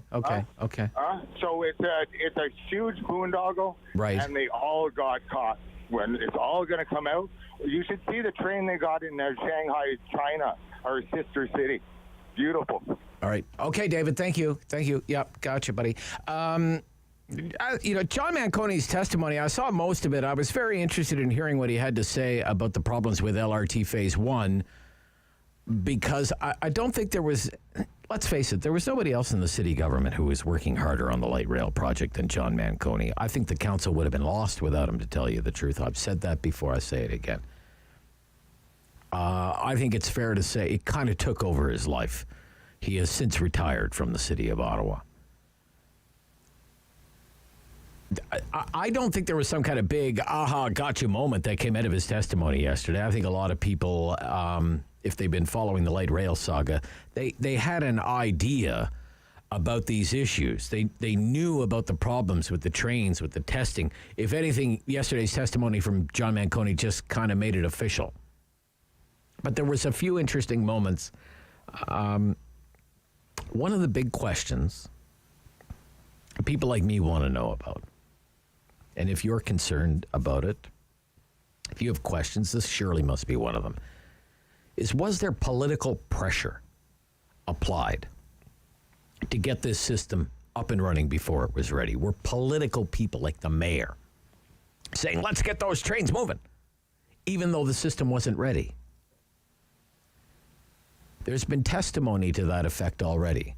And John Manconi confessed that there was a lot of public pressure to get the system operational from the general public. But yesterday, you couldn't get him to say that there was political pressures. Let's listen to some of this. The co-lead council, and gosh, they're impressive, the co-councils, questioning John Manconi about being under pressure to get the system up and running. Doesn't really much matter any specific date in the summer of 2019, but as we head into June, July, August, by that point there had been several missed RSA dates already, correct? That's revenue service availability. Yes. And several of those dates, I'm not sure if it was all four, but several of them had been announced publicly. We had informed council that yes. They'd been not only just informed council, but the dates of RSA, the anticipated dates, some of them at least had been announced publicly, correct? It made it to the public domain, yes. Right. And when dates for RSA that are announced publicly are not met repeatedly, then public pressure to get the system open mounts. Would you agree with me? Everybody in Ottawa wanted that system to open, yes. And Mr. Slade, when he was giving evidence last week, said that there was, from his perspective, of course, there was pressure on the city to get to RSA, and he described it as very political and unlike anything he'd ever seen before on another project. Were you aware that he gave that evidence? Heard it in the media. I'm sorry? I heard it in the media, yes. All right. And do you agree with Mr. Slade that there was at the time significant pressure on the city side? Their large projects of this scope and scale always generate a lot of interest and a lot of pent-up demand for execution of these large-scale projects, whether they're rail, whether it's a new piece of city infrastructure. How people describe it as pressure or excitement or a built-up demand, that's up to the individual. And while I appreciate the comment that large projects always generate that kind of reaction, to put it neutrally, it's also the case that the more missed deadlines, particularly publicly announced deadlines there are, the worse or the greater the pressure gets. Is that fair? It depends on the individuals, how they take that energy. Right. Let's do it this way. Your perception in the summer of 2019, having had these several missed publicly announced deadlines, your perception, was it that there was pressure and it was mounting? There was disappointment. There was anticipation. There was pressure. There was excitement. There was energy. All sorts of things could describe the environment. And it depends on who it was. From the customer's perspective, they were worn out because they had gone through 5 years of detours. Right. And from your perspective as the person who was sort of running point trying to bring this thing home, I can only imagine, having read the texts and the emails and all the documents that I've been through, that you personally were under a lot of pressure to get this thing open. There was a lot of stress and a lot of work and a lot of focus. Right. And Mr. Slade said that his impression was that was coming from that it was political and it was coming from the elected officials. Was that a part of the situation you've just described? Not to me, no. Interesting. Okay. No, Thank you, Noah. You would say there was. Isn't that interesting? Okay. John Manconi yesterday, the co-lead counsel, Mr. Adair, very impressive. I'm telling you, tried 8 ways from Sunday to get Mr. Manconi to say there was political pressure. Public pressure, lots of public pressure, lots of stress. But but not political pressure. He would not say that yesterday. Halfway through the Talkback Hour, this is the Rob Snow Show, 750-1310. This is City News.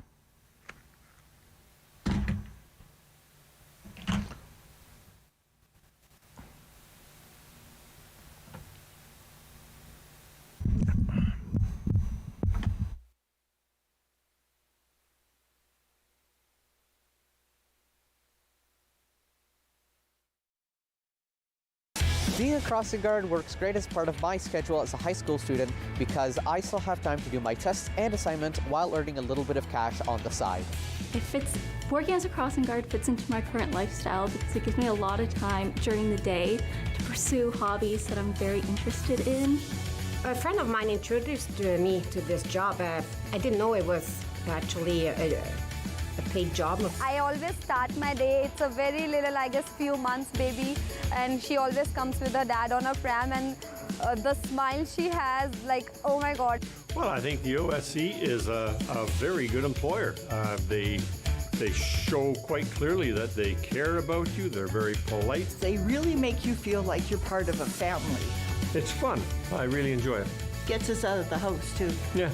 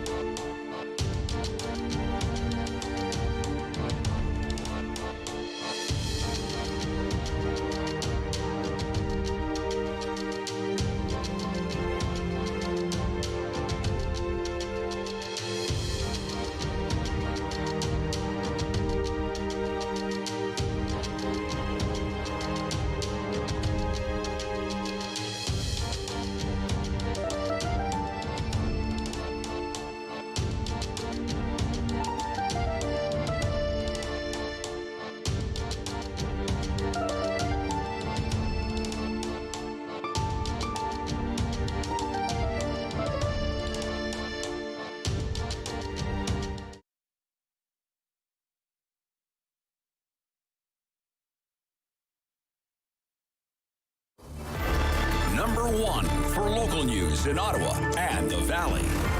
This is City News, now on 101.1 FM and 1310 AM. It's Wednesday, June 29th. Good morning. I'm Chris Curries. Right now in Ottawa, 20 degrees. It's 22 in Smiths Falls. Here's what's making news this hour. Bylaw services have already begun to tow away vehicles in the exclusion zone this morning as they enforce the no parking rules downtown from Booth to the Canal and Wellington to Laurier. It's in place until Monday morning, and you can expect some traffic delays and a reminder that access is restricted. Local traffic will be allowed. There's a staffing crisis at a Valley hospital. The Perth and Smiths Falls District Hospital says there is a critical nursing shortage that's been happening since the onset of the pandemic, and it has been worsening for months. With more on the story, stay tuned at 11:30. Dr. Alan Drummond is an emergency care physician in Perth and will be on with Rob Snow. The LRT inquiry continues today with Peter Lausch of RTG speaking this morning. You heard a bit of that a few moments ago, discussing in detail the parameters behind the trial runs right before the launch day in 2019. Coming up this afternoon, a panel with members of Ottawa's Transit Commission set to speak. And we could be seeing another name enter the mayoral race. Mark Sutcliffe, longtime broadcaster and former talk show host on City News, back when it was 1310 News, is making an announcement this afternoon in Canada. Rumors are flying that he will announce a run for mayor. He would be the 8th candidate on the ballot. City News Time, 10:33. I'm Chris Curries for News Anytime. Follow up online at ottawa.citynews.ca. It's time to talk back On the Rob Snow Show. Have your say and call now. 613-750-1310. So we've been kicking around three stories. The LRT Commission asking, was it wrong for senior officials with the municipal government to use a private messaging app to talk about the problems with light rail? Or anything else having to do with city business? There's the January 6th committee hearing that was held yesterday and the testimony from former White House aide Cassidy Hutchinson. So on January 6th, I think this is the key question. Did President Trump incite and support an insurrection so he could hang on to power? Or was it a rally that got out of hand? And then in federal politics here in this country, do you doubt at all that RCMP Commissioner Brenda Lucki pressured RCMP investigators in Halifax into releasing the types of weapons used in the Nova Scotia mass shooting? Doing so on behalf of the PMO and the Minister of Public Safety to advance gun control in this country. So why don't we start there? 750-1310, 750-1310, 3 stories. Okay, comment on all 3, 1, 2, or 3. Your choice. It's kind of like a meal combo of news today. The dominant news story in the American news media today is the hearing of the Select Committee investigating the January 6th attack on the Capitol, the insurrection. Crazy stuff. Crazy stuff. Cassidy Hutchinson was the star of the show. An aide to Mark Meadows, who was President Trump's chief of staff at the time when January 6th went down. So she was in a lot of rooms when things were said, in a lot of meetings when things were decided, and she was just lobbing one whopper after another yesterday. What do you think? Just give me your honest opinion. Did President Trump incite and support an insurrection so he could hang on to power? Or was it a rally that got out of hand? Just give me your honest opinion. Right from the get-go, I heard it from some people. They were calling it an attempted coup. That Trump supporters tried to overthrow the government. Doesn't matter if it failed. It's that they tried. Tried to make sure that Congress couldn't certify the election for Biden. Wanted Trump in power forever. And gosh, if they had to hang Mike Pence to do it, they would have done it. I've heard other people say, it's stuff and nonsense. It was a rally, and some people got out of hand. And there was a riot. It was a protest that got out of hand, and it wasn't a coup. But what do you think happened that day? What do you think happened that day? January 6th. Cassidy Hutchinson. I would imagine some of you have seen this by now. We're going to play some of this here. Incredible stuff. I can't believe. Sometimes you just can't believe what's making news these days. There's Take the Effing Mags Away. Couldn't believe that. According to this White House aide at the time, Cassidy Hutchinson, President Trump was worried about the crowd size, that the crowd didn't look large enough on television, didn't like the idea of the Secret Service using metal detectors to detect guns and knives, to detect people with weapons. And according to her testimony, Trump's reaction was, well, stop using them. It's not like these people are here to kill me. Take the effing mags away and they can march to the Capitol building from here. The implication being they can march to the Capitol with their weapons. So let's listen to that. Can we listen to that? Take the mags away. Can we listen to that? He was very concerned about the shot, meaning the photograph that we would get, because the rally space wasn't full. One of the reasons, which I've previously stated, was because he wanted it to be full and for people to not feel excluded because they'd come far to watch him at the rally. And he felt the MAGs were at fault for not letting everybody in. But another leading reason, and likely the primary reason, is because he wanted it full and he was angry that we weren't letting people through the MAGs with weapons, what the Secret Service deemed as weapons and our weapons. But when we were in the offstage announce tent, I was part of a conversation. I was in the vicinity of a conversation where I overheard the president say something to the effect of, I don't effing care that they have weapons. They're not here to hurt me. Take the effing MAGs away. Let my people in. They can march to the Capitol from here. Let the people in. Take the effing MAGs away. Crazy. Okay, thank you. That's good. Oh man. That's let them march to the Capitol. They're my people. Who cares if they have guns? Okay. Mark in Ottawa. Mark. Morning, Mark. You're on City News. Go ahead, Mark. Well, although as of yet there has been some remark from the Secret Service calling into question whether President Trump actually grabbed the steering wheel and one of the agents, they have not denied that he demanded to be taken to that rally. So that when he said, "You're going to march down to the Capitol and I'll be there with you," he did mean it literally. In spite of the attempt by Mark Meadows in his memoirs to say that he only meant it figuratively.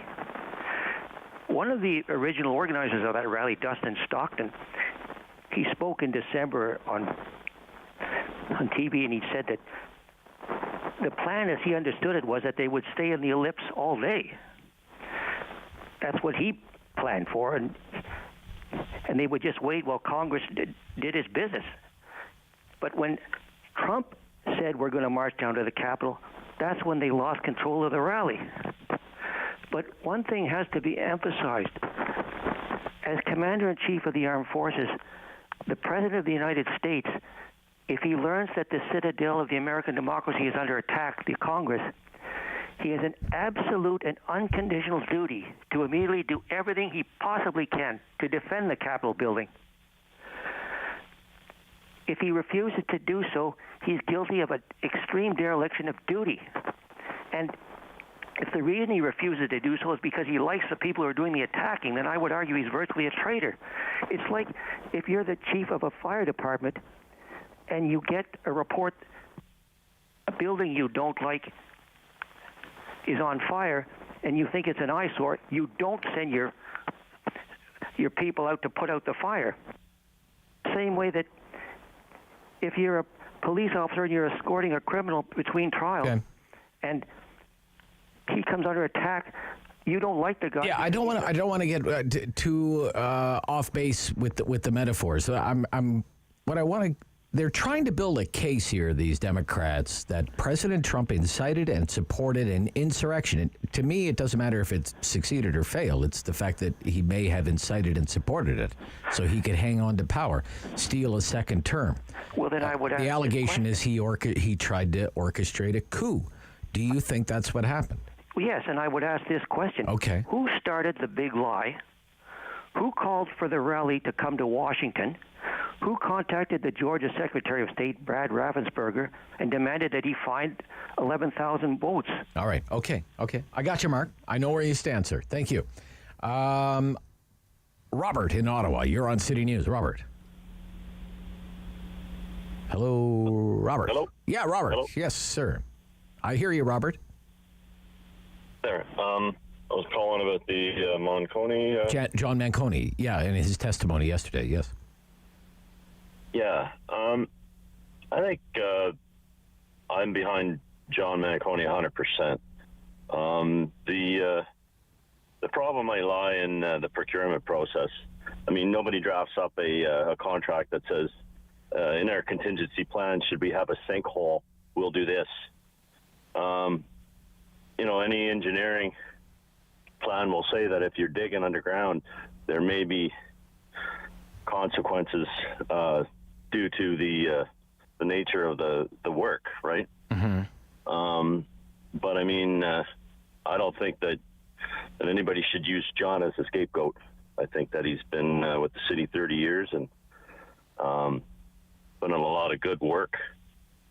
And the the relationship between a supervisor and a contractor is difficult, because if you got to come in every day and tell them that you're disappointed in his work, then of course there's going to be a little bit of tension there. Sure. So if that was John's job and people are asking him, were you under stress or did you have any pressure? Of course he did.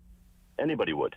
I suspect he was under a lot of pressure and a lot of stress. I mean, anybody in his position and anybody in his level would be under that that kind of pressure. I mean, he was living light rail morning, noon, and night at the time. But I can tell you personally, nobody would handle it better than John. Right. Okay. You obviously have some kind of personal connection to. You must have worked together or something, Robert, in the past or something. I'm guessing. Yeah, in the past, right? In the past. Okay.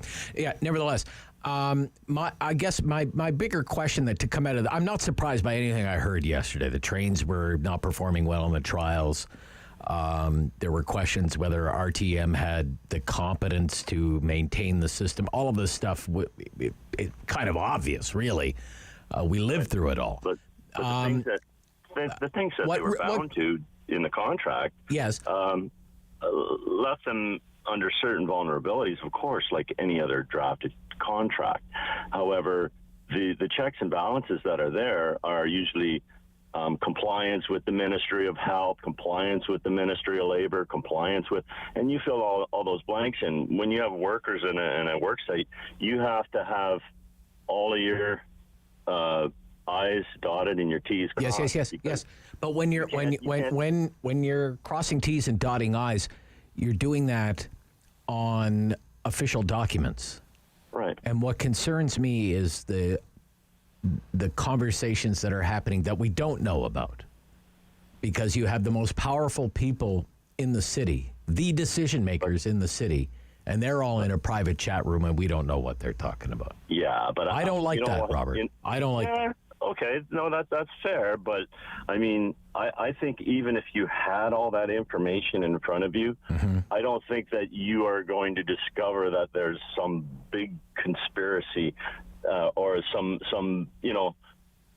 big push that they're making the contractor step on the gas pedal and go 100 miles an hour faster than they can. You can't do that. It's impossible. There's too many things that are governing how you can do your work.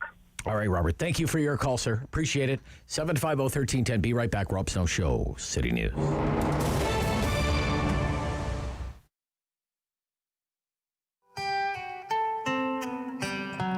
Est-ce que je peux prendre ta commande? Est-ce que je peux prendre ta commande? Est-ce que tu peux me dire quoi faire d'une vie devenue carrière? Est-ce que je peux prendre ta commande? Est-ce que je peux savoir ton nom? Est-ce que je peux savoir ton nom? Est-ce que je peux connaître les vœux au fond de tes yeux quand on effleure nos ombres? Est-ce que je peux savoir ton nom? Ici les amours sont rares. Ici les amours sont rares. Ici les amours sont rares. Parce que tu sors jamais ton char. Ici les amours sont rares. Au drive-thru. Ici les amours sont rares.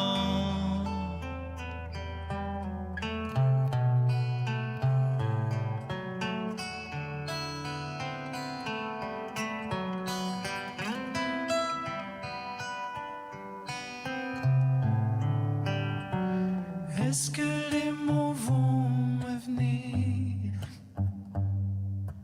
Est-ce que les mots vont me venir? Est-ce que je vais finir par dire comment je me sens? Est-ce que je pourrais le faire? rire?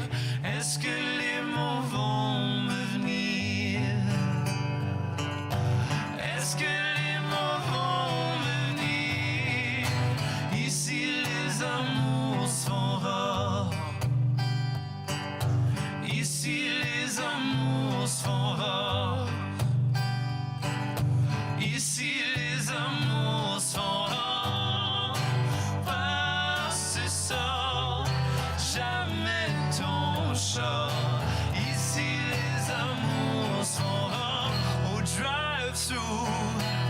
Ici les amours sont rares. Ici les amours sont rares. Au drive-thru. Ici les amours sont rares.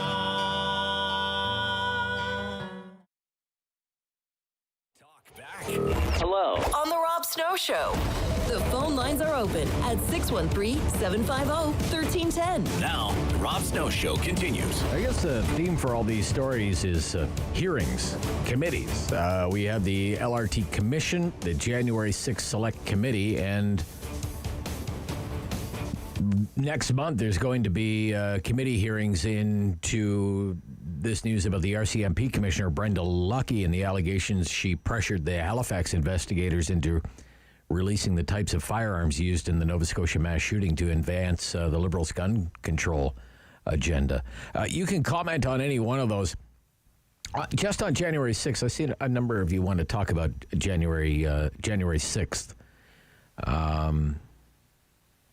It's in dispute, this account about what happened in the president's SUV, and this idea that he was livid when he found out that his security detail wouldn't be taking him to the Capitol, that the implication being he wanted to lead the riot or lead the insurrection.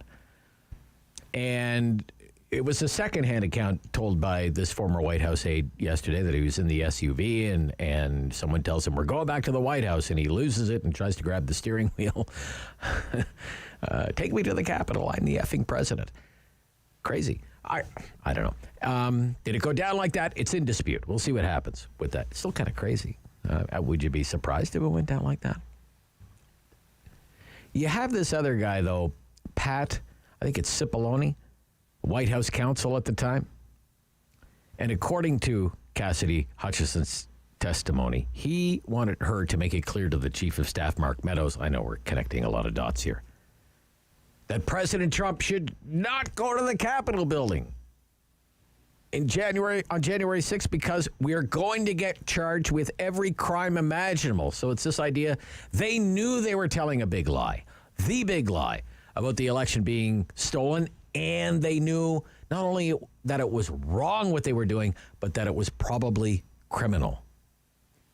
And if things went south in a hurry, they'd all be out shopping for orange jumpsuits. So let's play that, okay?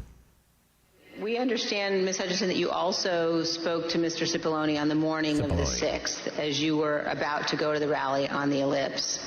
And Mr. Cipollone said something to you like, make sure the movement to the Capitol does not happen. Is that correct? That's correct. I saw Mr. Cipollone right before I walked out onto West Exec that morning, and Mr. Cipollone said something to the effect of, please make sure we don't go up to the Capitol, Cassidy. Keep in touch with me. We're going to get charged with every crime imaginable if we make that movement happen. And do you remember which crimes Mr. Cipollone was concerned with? In the days leading up to the 6th, we had conversations about potentially obstructing justice or defrauding the electoral count. Okay. Okay. All right. It's crazy stuff. In the West End, Dave. Good morning, Dave. Hi, Rob. Hi, Dave. Hi, Rob. Boy, what a show, eh, Dave? What a show. What a show. You know what's sad, Rob? Yeah. The sad thing is that they're willing to destroy their country over the unfounded hate for one man. Imagine, one man, the hate is so tremendous that they're willing to destroy and in the end take the rest of the world down with us. And my proof of that is the price of gas today. You know, and we have no opposition whatsoever. I mean, that Republican guy running around without a suit coat on. All he does is talk, and they just don't. It's the same here with the Conservatives. Trudeau's getting away with murder, and our opposition are polite. Too polite. Okay. Too polite. All right. Yeah. All right. I mean, when do the gloves come off? You know, this committee that they're having about. Imagine Dick Cheney's. She's supposed to be a Republican, and she's leading the charge. Yeah. Her hate for that man is Is it hate for that man, or is it love of her country? I guess. No. Come on, Rob. Come on. Hey. And you know what? I watched Question Period. Saturday or Sunday. I was so upset I don't even remember what day it was. And Evans, he allowed that ambassador to tell 3 barefaced lies. Oh yeah, and didn't I don't challenge know. him. I didn't see it. Evans, well, a pretty. I saw it. Okay. And Rob, Yeah. You're taking a little offense from people, coming down on the media.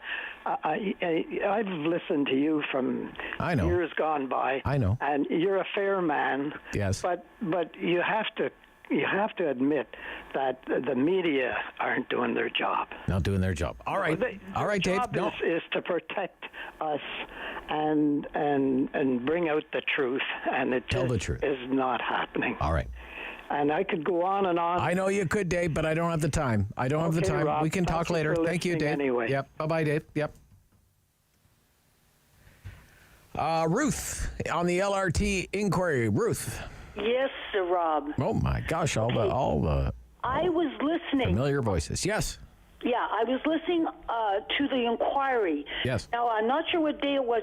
It was June 16th, Thursday, or it could have been the Thursday, the 23rd. I'm not sure. Okay. This fella is a big shot in Ulsan, and he's totally French. Doesn't speak a word of English. Well, whatever. And they're It's a French company.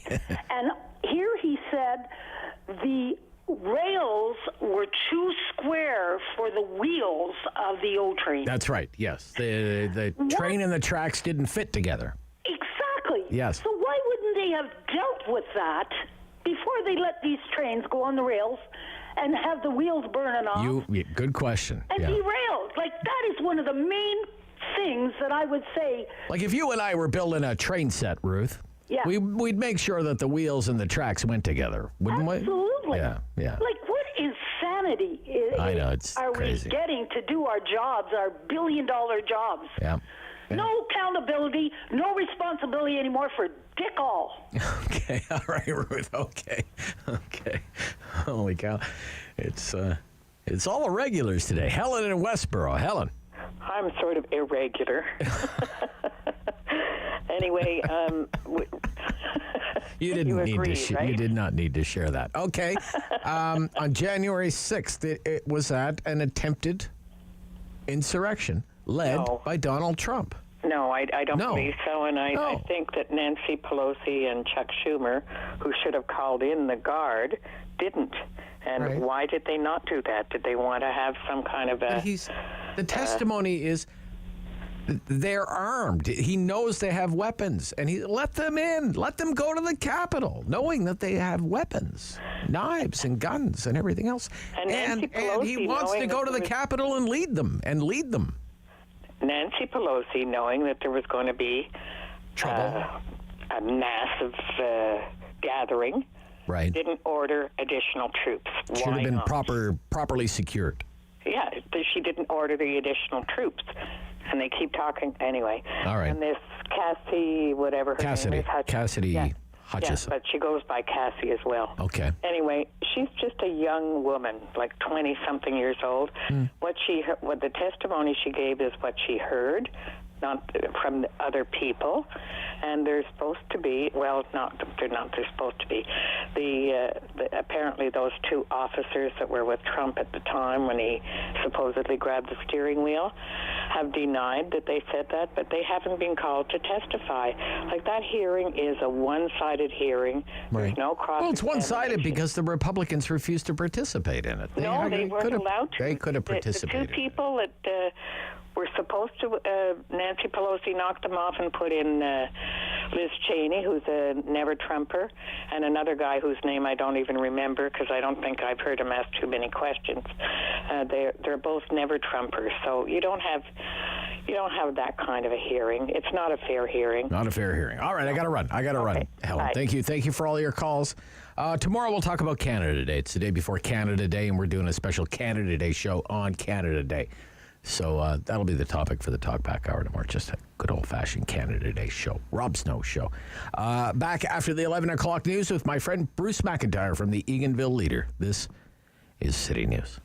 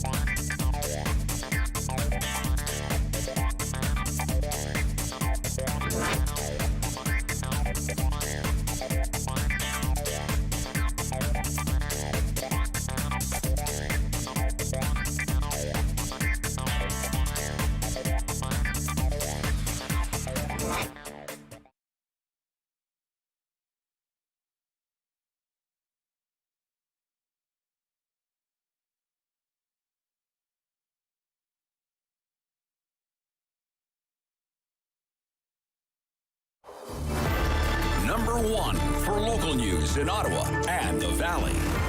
This is City News, now on 101.1 FM and 1310 AM.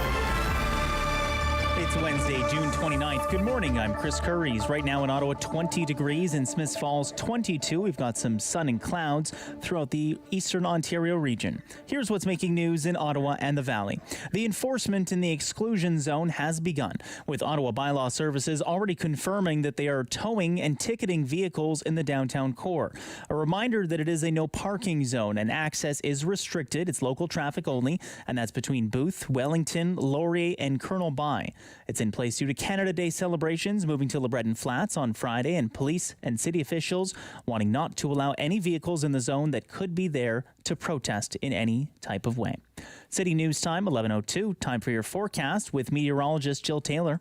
Light rain at times today and then heavier rain through the evening, even the possibility of some thunderstorms tonight, but partly cloudy conditions through the overnight hours. 21 for the high today, 11 for the low, and tomorrow looks great. Sun and cloud and 25. For today, the high, 21. NATO Secretary General Jens Stoltenberg says NATO members need to invest in defense as the world grows more dangerous. He told the news conference in Madrid that he expects all members of the military alliance to increase their defense spending, including Canada. All NATO members agreed in 2014 to increase their spending to 2% of their national gross domestic product within the decade. But Canadian defense spending is projected to fall as a share of GDP to 1.27% this year. And Foreign Affairs Minister Melanie Joly says Canada will now open 4 new embassies in Estonia, Lithuania, Slovakia, and Armenia. City News time is 11:03.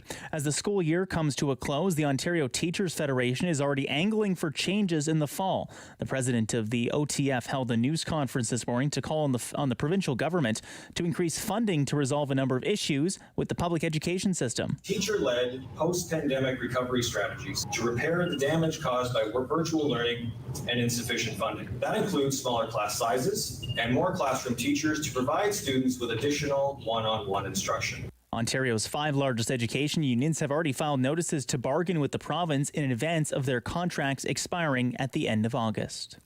Equity, diversity, and inclusion experts say people in their profession are leaving their jobs not long after getting them. Consultant Tommy Elizabeth Sojourner Campbell says many leave when they discover their employers aren't willing to make any real changes. Folks feel like they are being just put out for a show. Their credentials are put out for a show. Some of the small things that they're being allowed to do externally are being put out for a show. And then the deeper work never gets done because there's either a breakaway, they're either fired or they leave. One consulting firm found the average tenure of a chief diversity officer fell from about 3 years in 2018 to nearly 2 years in 2021. Ottawa-born actress Sandra Oh and track champion Donovan Bailey among dozens of performers, athletes, advocates, and experts named to the Order of Canada. Governor General Mary Simon has announced 85 appointees, touting luminaries in fields including film, music, science, politics, business, academics, sport, and culture. O was named an officer to the order for her stage and screen success. Bailey was named an officer for his track and field excellence and philanthropic commitment to youth and amateur athletics. Others recognized for their high degree of achievement or service to the country include Angela James, who was one of the first superstars of women's hockey. Don Kelly, The Canadian Press.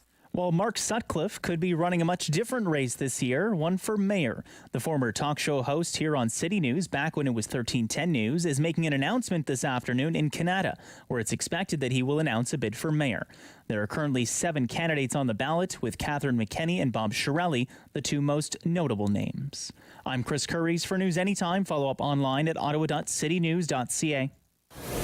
The world is changing.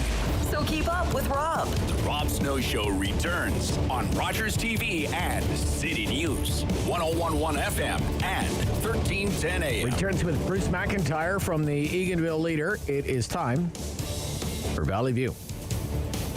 Good morning, Rob. Where are you today? I am on the 7th floor of the apartment building overlooking the beautiful city of Ottawa. Oh, you're in town. Okay. I'm in town. Stopped in to see Trish, and she wasn't feeling well, so I had to come out and walk the dog, things like that. Okay, as long as there's no rapid test or anything involved there. There's no rapid test. No, okay. no. All right. Itchy eye. I think it's allergy season. Allergies. Yeah, a lot of people are complaining about allergies. That's for sure. I'm one of them, but I don't complain. That's a lie. So, the inquest has concluded. The jury has made its recommendations. You have followed that terrible story about the murder of those 3 women at the hands of the same man, a man with a long history of domestic abuse and involvement with the criminal justice system. You followed that story from the day it broke until yesterday. Yeah, and every development in between. So, give me your thoughts on the whole process of it all. The whole process. Well, it started, 7 years ago. It was a beautiful sunny day, and our police scanner was going off the charts, and we were listening, gathered around it. And Gerald literally just got back from having a heart attack. He was on short-leave disability, and he burst out right away to go up to find out, see what was going on. And as we heard the chatter, I said, "Oh no, that's Anastasia's house." I knew Anastasia; she was a part-time server at the Wilno Tavern. And then we heard about Adrienne Warmadam going in the bush, and Debbie said, "Oh my God, I hope Valerie's okay," because her daughter went to school with Val. They were in the same class, and so there's a connection. We all knew, what was going on. Once he was arrested outside of Arnprior, he was brought up back to Pembroke, and I went to the court hearing the next day. Packed courtroom, and from that moment, he showed his contempt. He came in, he was brought in, refused to stand when the justice entered the room. Everyone else stood up, and he sat down, belligerent, wouldn't stand, wouldn't enter a plea, wouldn't talk. And from that day forward, I've been following it from day one all the way to the pre-trial hearings when they fought to keep the trial in Renfrew County. They lost. It's the Crown Attorney to when it came to Ottawa. The trial was held here. I was there every day for the trial. Back to Pembroke when he was sentenced, and till the inquiry, which I've been following every day. So I'm glad to see the recommendations came out. My biggest worry, concern, fear is that it just goes to the wayside. I hope it doesn't. There was a lot of positive energy coming out of that inquiry yesterday with the recommendations. And the one that sticks out for me, I know they've spoken a lot about funding and advocacy, but the one that stuck out for me was the probation office. They really, in hindsight, when I was doing my reporting, I wasn't really keyed in on the probation aspect, but boy, they dropped the ball. They really did. And the probation, the assurance quality manager said so on the stand during the inquiry. He admitted that probation services really lacked supervision. They lacked the follow-through, the consequences on a man who showed no regard for authority. And hopefully, if anything comes out of that, those changes are made. It's kind of after the fact when you're supervising a domestic abuser, but to me, that's one thing I really hope they follow through on. Is that a resources thing? Yeah, it's resources. When you're dealing with an individual who's high risk, treat him as high risk. Don't treat him as a low risk offender. That was the problem. If you're a high risk offender and you're constantly breaching your conditions of probation, well, then you go back to jail. It's that simple. But that wasn't followed through in this case, and they didn't listen to when they were doing information on him. They went to, for example, his drinking, his substance abuse issues. They went to see his brother and his doctor, who maybe saw him once every few months, maybe once a year, as opposed to going to the victims and asking, what happens when he drinks. They would have told him flat out that he becomes a violent, incoherent, abusive man. But they never went to the victims or the victims' families to inquire about this. So that's something I hope is done more diligently, that they follow through with the victims and not just, their physicians or the brother that may see him once a year, things like that. So all the recommendations, there's 86. Some are stronger than others, but those are the ones that really stick out for me. And I'm glad that the inquiry was a good process. It's not a confrontational environment. It's more of a collaborative approach with all the parties involved to get to find solutions. They're not trying to find guilt. They didn't set out to say the probation office dropped the ball. That's not the point.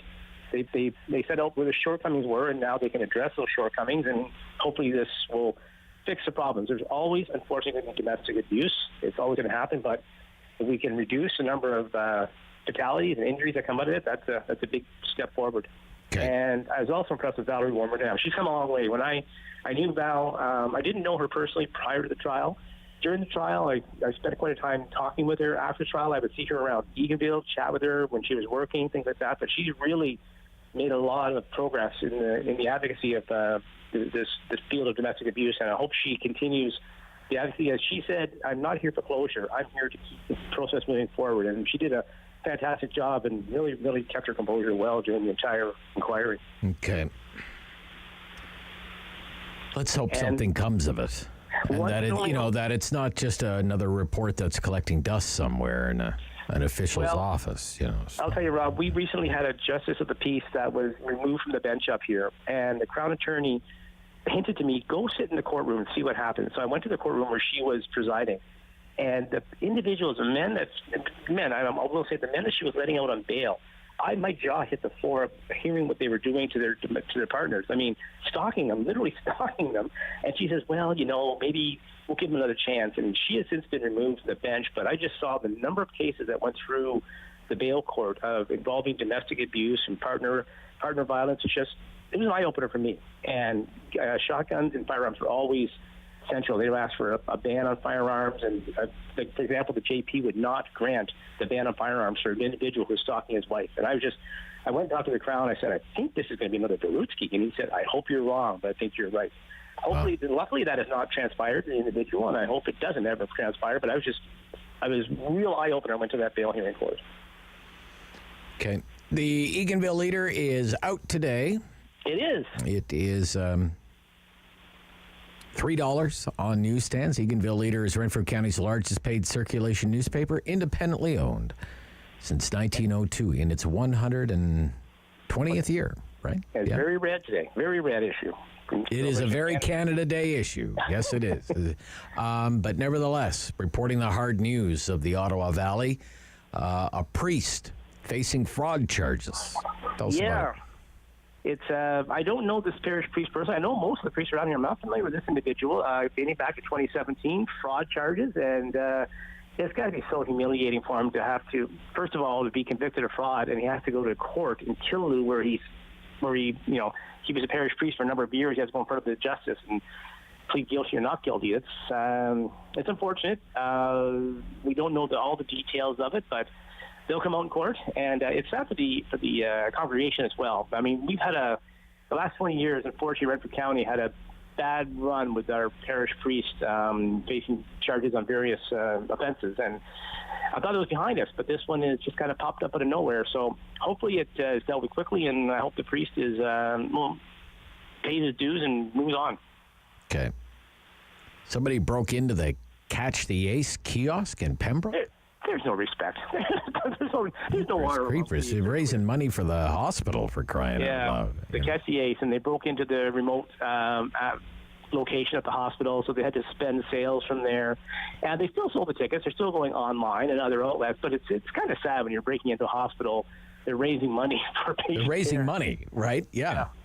I sure hope that criminal never broke a leg. Holy cow. Okay. Yeah, that was what's the latest news out of Pikwakanagan? That was interesting.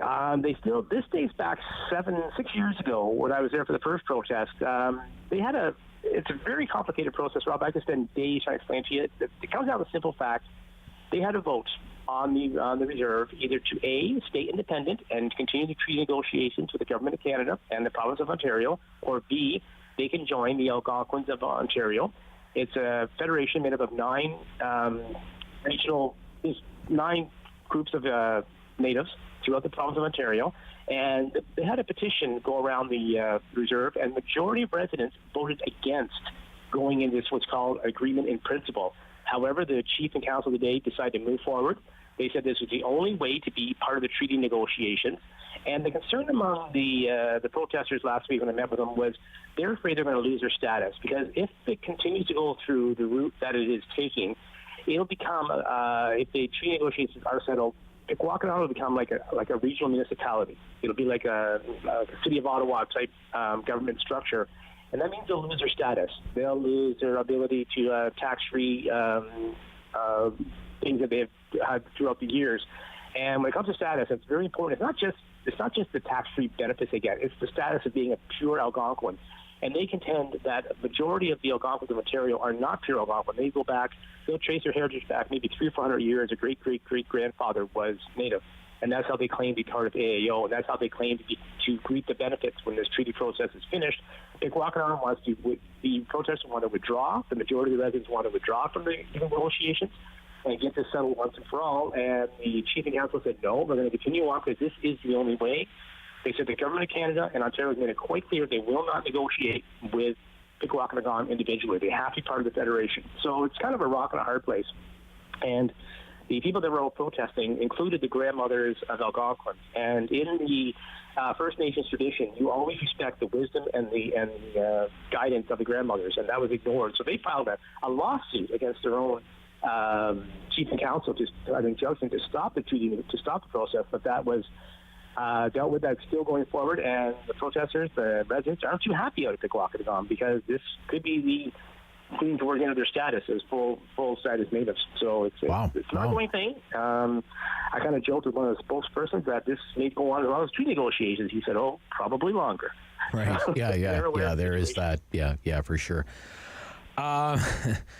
5G tower in Arnprior. A lot of signatures on a petition saying no to the 5G tower. Don't you know what those 5G towers do?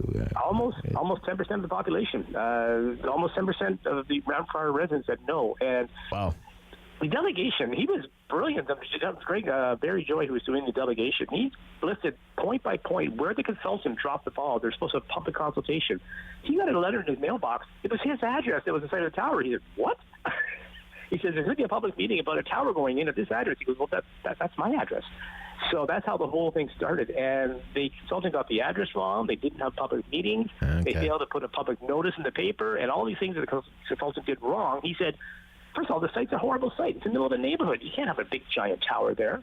So our prior council agrees, but our prior council is also quite concerned that their consultant, who was appointed by the federal government, is paid by the telecommunications company that wants to put the tower there. So they're saying our consultant is being paid by the people we're opposing. Is that correct? And the individual said, yeah, that's it in a nutshell. So there's more to this story as it goes on.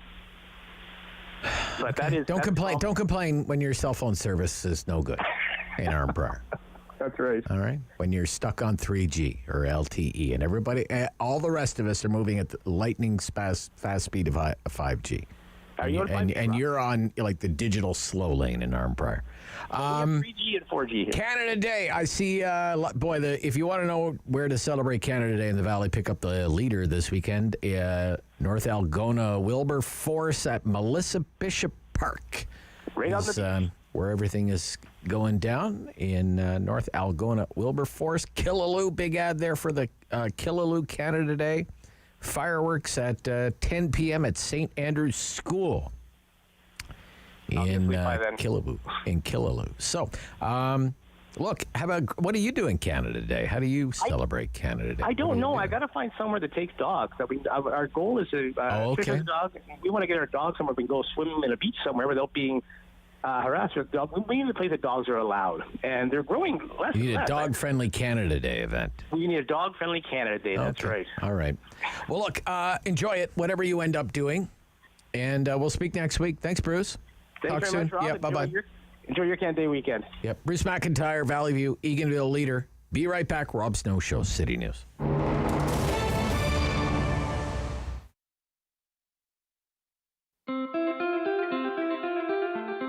Riding requires attention and focus.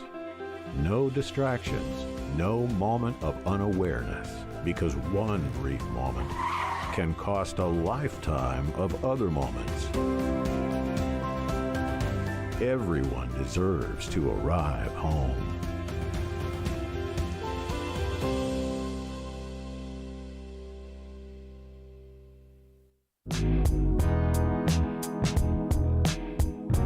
The Maritime provinces are home to some of the oldest settlements in Canadian history. But did you know that one of the first was actually started by black settlers? Take a minute to learn about the rise and untimely fall of Africville. Black people have lived in Nova Scotia since before the founding of Halifax in 1749, but it wasn't until after the American Revolution in the late 1700s and early 1800s that large groups of black settlers began to arrive in the province, many of whom were former slaves promised freedom and land in Nova Scotia. What they encountered when they arrived, however, was racist treatment by their white neighbors and government officials. This pushed many black people to build homes on the outskirts of town instead. But despite the area receiving little support from government officials and lacking necessities like functioning sewage systems, access to clean water, and proper garbage disposals, the tight-knit community persevered, and so Africville was born. For more than 150 years, the small community grew, expanding from just a few homes to a population of over 400 people.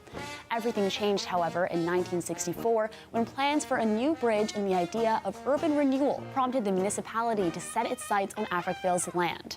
Instead of investing in the community, officials approved a relocation program that promised free job training and employment assistance to help residents through relocation. But the reality wasn't so kind. Residents had their belongings moved in city dump trucks and homes were demolished immediately after their owners left. Of the 400-plus people living in Africville, only 14 residents held clear legal titles to their land, so the rest were only given $500 with the promise of more social aid in the future. Not much else was actually done to support Africville and its residents until 2001, when a United Nations report called for reparations to be paid to the community. In 2010, Halifax Mayor Peter Kelly apologized for the atrocities against Africville as part of a $4.5 million compensation deal. In 2021, Councillor Lindell Smith put forward a 7-part motion to plan for the future of Africville alongside local organizations and the descendants of former residents. Today, there's a public park and museum where Africville once stood to teach visitors about the history of the land and its community. If you've never heard of Africville, you're not alone. The tragic story of this small Black community in Nova Scotia is not as well known as it should be. The Rob Snow Show returns on Rogers TV and City News 101.1 FM and 1310 AM. Canada Day will soon be upon us. Just what will be upon the city, we don't really know just yet. We know that there are protests planned and that some of the organizers were involved in the Freedom Convoy this past winter. Let's speak with Brian Latour now. He is with Community Solidarity Ottawa. Good morning. Hi, good morning. Yeah, hi, Brian. Nice to hear from you again. Thanks.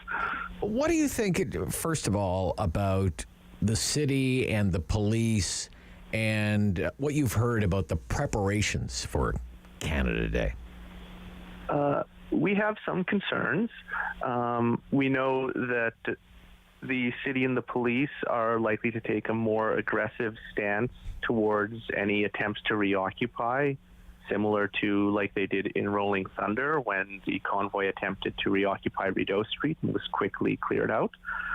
But we have some concerns over the focus on protecting areas of downtown and whether that might end up forcing the disruptive protests into more residential areas.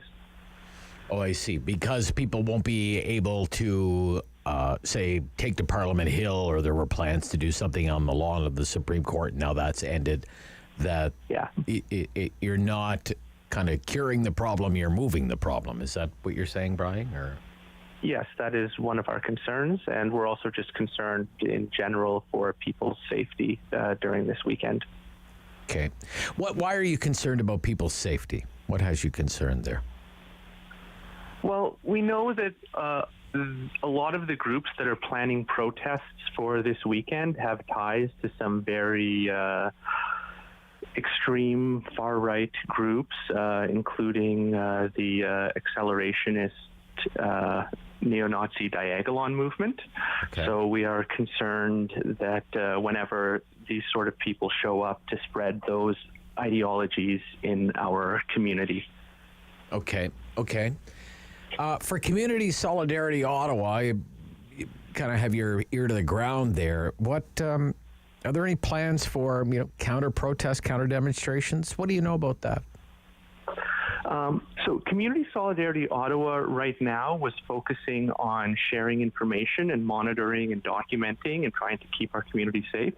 But there is a counter-protest being planned by one of our community members, a veteran, for 3 p.m. on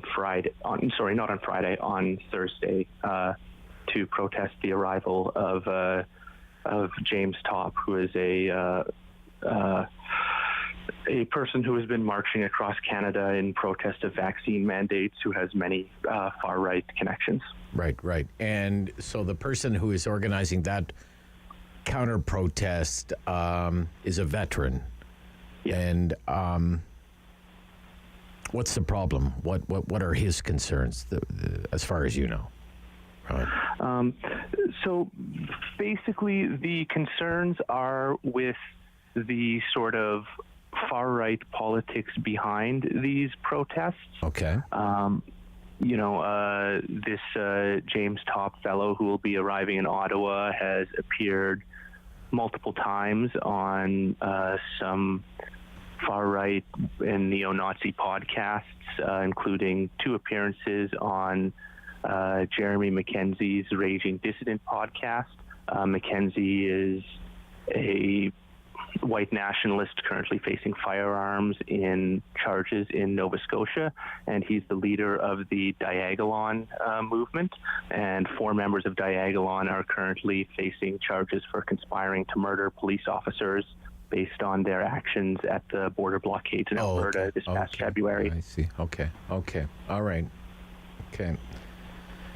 But as for like a larger kind of counter protest, as far as you know, there's nothing really like that is being organized by your group anyway, not by your organization. No, not by our group. We're focusing on, as I said, monitoring and documenting what's going to be happening this weekend and sharing that information with the community so we can kind of keep each other safe. Gotcha. Okay. Thank you for your time this morning. Good to hear from you, Brian Latour of Community Solidarity Ottawa. We will be doing a Canada Day show. I'll be working on Canada Day.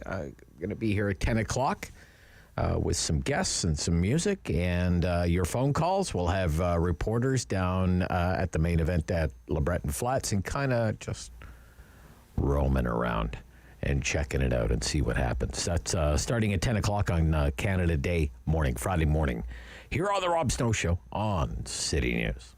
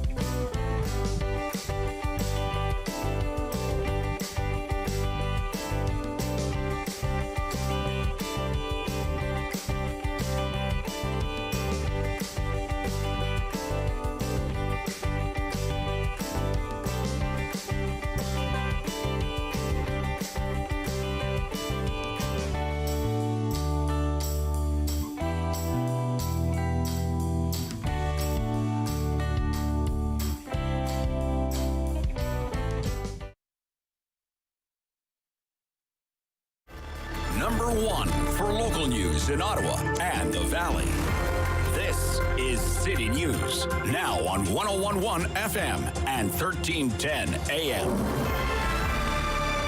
It's Wednesday, June 29th. Good morning, I'm Danielle Bain. Right now in Ottawa, 23 degrees, mostly cloudy skies, 22 in Smiths Falls. Here's what's making news this hour. With Canada Day getting closer, the enforcement in the exclusion zone has begun, with Ottawa Bylaw Services already confirming that they're towing vehicles in the downtown core. A reminder to residents that it's a no parking zone and access is restricted to local traffic only. That's taking place between Booth, Wellington, Laurier, and Colonel By. It's in place due to Canada Day celebrations moving to LeBreton Flats on Friday, and police and city officials making sure there are no vehicles in the zone that could be there to protest. Those looking to enjoy Canada Day festivities can head to LeBreton Flats or the Zibi site in Gatineau, but residents who want to stay around the East End have options too. There will be an Orleans Canada Day celebration on Petrie Island and barbecues at various locations. You can find that information at ocanadaorleans.ca. Foreign Affairs Minister Melanie Joly says Canada will open 4 new embassies in Central and Eastern Europe. Speaking at the NATO summit in Madrid today, Joly said diplomacy remains the best way to ensure security and stability in a changing world. She says Canada will also reinforce its diplomatic presence in Latvia, which is also the site of Canada's largest military deployment. And in sports, a walk-off hit for Vladimir Guerrero Jr. was the difference maker in a 6-5 win for the Blue Jays over the Boston Red Sox last night. Jays go for the series sweep tonight. First pitch at 7:07. You can tune in right here on 101.1 FM or 1310 AM. City News Time 11:32. I'm Danielle Bain. For News Anytime, follow up online at ottawa.citynews.ca. He's a pillar of community opinion. The Rob Snow Show returns on Rogers TV and City News. 101.1 FM and 1310 AM. The Perth and Smiths Falls District Hospital. The board of directors there met with hospital management yesterday to address critical staffing shortages. Staffing shortages only made worse since the COVID-19 pandemic. So this is an ongoing situation, not only at this hospital, but at hospitals all over the place. Dr. Alan Drummond is back on the Rob Snow Show here on City News, emergency care physician in Perth, also co-chair of the Public Affairs Committee of the Canadian Association of Emergency Physicians. Welcome back, Doctor. Good to hear from you. Thanks for the time today. Thanks so much. What is the situation at that hospital right now? Well, I think the situation at the Perth site of the hospital is probably a reflection of what's happening across the province and across the country. And that is, the backbone of any emergency service, frankly, is the emergency nurse. And they are depleted and burnt out from probably decades of lack of attention to their professional needs and their personal needs, coupled with the frank exhaustion of 2.5 years with the COVID pandemic. They are emotionally spent, they're tired, there's no more gas in the tank. And so what happened at our hospital is that we normally have a normal cadre of around 15 nurses. That suddenly sort of diminished just before in the spring to about 7 nurses who were going to be able to work through the summer months, and then we lost some to maternity leave, and then some to people who'd said, well, I've had enough and I'm going to go into the private sector where the hours are better and the money is better. And so when you go from 15 or 16 nurses down to 5, it's pretty hard to see how a service that provides critical care to people could be maintained. And that principally is the issue. Okay, so how does that manifest in patient care? What does that look like for patients? So here's the rub. The nurses have never complained about their quality of their lives or how tired they are or how burnt out they are. That's really, we know it's there, but that's not really the issue. What they have consistently said is, I'm afraid for the patients I care for. There's too many patients. There's too few of us. We're tired. I don't think we can provide safe care. And so I think the hospital, in fairness to the hospital, and I'll freely admit that I think this was a balls up of a communications exercise, to be sure, and totally unnecessary in its mishandling. But the hospital did have a responsibility to say, okay, if we can't provide safe care in the emergency department, then we probably shouldn't be providing any care at all. That being said, nurses have been saying for decades now, with a degree of crowding, it's not safe anyway, but, that was a decision made. On the flip side to that, Perth has a huge geographic boundary to serve about 25,000 people from Ampa, Charlotte Lake, Parham, south of Calabogie, Westport. Big geographic area. Yeah. And so while I understand and respect the decision about, caring for the safety of the individual patient, it would make you wonder about what would happen if those people from those remote geographic areas who have to travel sometimes an hour to get here would then find a closed door after hours and be told, well, you have another 25K to go before you receive care. And there are certain conditions where that would not be acceptable. Most notably trauma or cardiac arrest or a heart attack or stroke. So, it's a tough balance to strike between the responsibility to the individual patient and the responsibility to the community as a whole.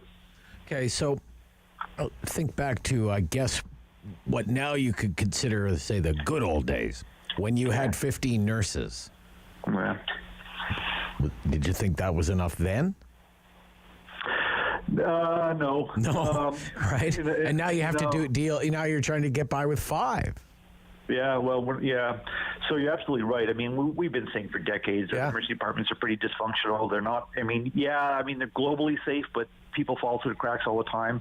And governments of all stripes, not just the Ford government, liberals, you name it, they've all kind of mishandled the emergency medicine file. It's always been, keep people from going to the emergency department, and you guys keep working harder without any fundamental change in the way we deliver care. And crowding really does impact on people. We know that people that wait for emergency care, and often these people wait for a day in our emergency department waiting for a bed to become available. We know that there's an increased risk of medical error, miscalculation, medical injury to the patient, and even death. So we know that's a fact. So yeah, there are no good old days. I mean, the good old days were the 1980s when we had all kinds of bed availability, and this just didn't happen. And I worked then, so I remember days when we didn't have crowding. So you're right. The good old days were never really the good old days. They're just that much worse right now. Yeah. How do you solve a problem like this? I see the hospital says it's going to work on creative solutions. Yeah. Yeah. You just can't create a nurse overnight. That's the thing. Takes time to train her. No, I totally agree. And I'm not very happy with the way the board dealt with this, to be sure, but I also understand that you can't create a nurse out of nowhere. That being said, they had months to deal with this. And even though the nurses have been saying for years, we're getting stretched too thin, nobody was very quick to respond to it until it became a crisis. So, I mean, I'll be charitable and say they had months, but the reality is they probably had years to deal with this and chose not to. And so now they're struggling and, looking at agency nurses, which in some cases would work well, but in some cases, it will not, because an emergency medicine team is just that, and everybody has a role to play, and you just can't bring in, somebody from the outside world and plonk them in and expect things to go smoothly. They're also now looking at paying the nurses double time to keep them working, but, a tired, burnt-out nurse is still a tired, burnt-out nurse, no matter how much she's paid. But there needs to be something between complete closure after midnight and completely opening. If that's the problem, and it's going to take a few months to stabilize our nursing situation, then consider the idea of a walk-in clinic, or urgent care clinic after hours, until we can get our cadre of nurses back up to an acceptable level. But just to sort of shut it down with 1 week's notice, totally unacceptable. Okay. Is it just the nursing situation? What about other staff? What's your experience there? This must have a cascading effect throughout the workplace, I would think. It can't just be nurses that are burnt out and second-guessing career choices and these sorts of. Well, no, I think physicians are too. But if you're going to, the key, the heart of an emergency service is a nurse. It's just that simple. And yes, from our perspective, it is nursing. But everybody else is like radiology technicians, lab technicians, nurses on the floors. We're all tired. We're all burnt out. But in terms of the smooth functioning of the emergency department, it really doesn't rely on the physician. It relies on the nurse. Okay. When you say a nurse can, leave a hospital job and go make money in the private sector, what kind of jobs are those? Industry employs nurses to provide primary care to the various factories in town. A lot of the public health clinics, or at least the community health clinics, employ nurses. So they start at 9 and finish at 4. They're still making more money. I mean, it's a tough gig to be an emergency nurse. I mean, your weekends are never your own. Your nights are never your own. There's increasing amounts of abuse from patients and their families in the emergency department. Where either being spit upon or punched or being told to F off. So after a while, it's like, why am I doing this? I can be doing something better and devote some time to my family. So I'm never going to criticize the nurse for making that decision. Okay. Doctor, thank you for your time, as always. My pleasure. I wish the news was better. Yeah, me too. But you know what? The thing is this, is that, at least in our hospital, there's a tremendous amount of community spirit and goodwill. And, we want to make this work for our community, and we will continue to do that. We're down, but we're not broken. Okay. Thank you, Dr. Drummond. Thanks so much. Bye-bye. Dr. Alan Drummond, emergency care physician in Perth and co-chair of the Public Affairs Committee of the Canadian Association of Emergency Physicians. We'll check in with our colleagues in City News Vancouver. There's like a Hollywood-style cops and robbers shootout during a bank robbery. Incredible video circulating on social media about that, and a surprising announcement from the British Columbia Premier. Premier Horgan, one of the most popular premiers in the country, will not seek re-election. Sonia Aslam is going to join us from City News Vancouver, coming up next on City News Ottawa.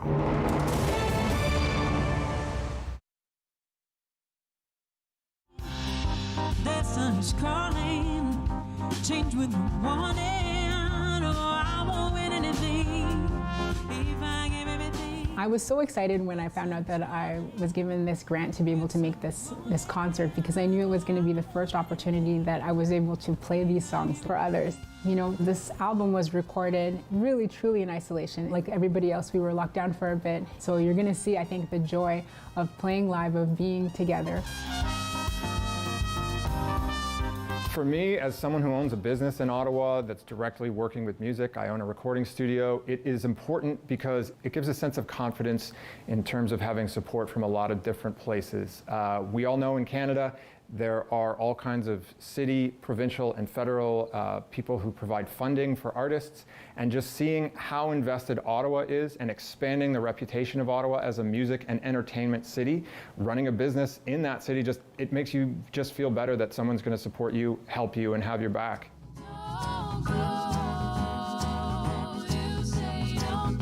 Well, firstly, I'm seeing friends that I haven't seen in 2 years, so that is kind of stabbing me in the heart a little bit, but I'm also just so happy to be able to make art with all of these friends again.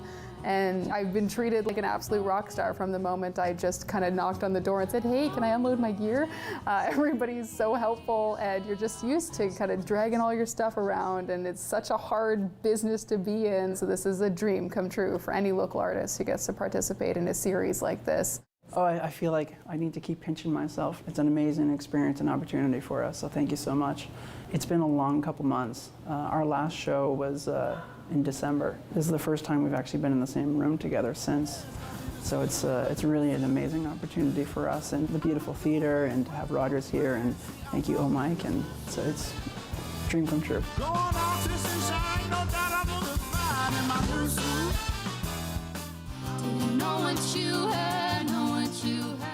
I'm here with one of my best friends, Alex, and we haven't performed in almost 2 years because of COVID.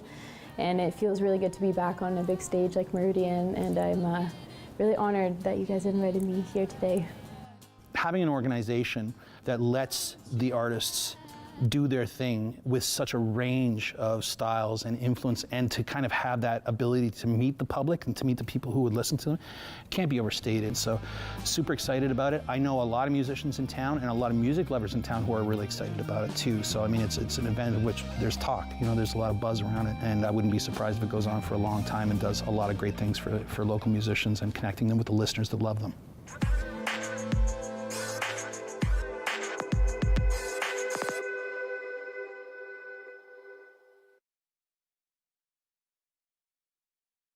He's the opinionated Ottawa icon. The Rob Snow Show returns on Rogers TV and City News. 101.1 FM and 1310 AM. Action Central is the West Coast. Lots of breaking news out of British Columbia in the last 24 hours. Our colleague joins us from City News Vancouver, Sonia Aslam. Good morning.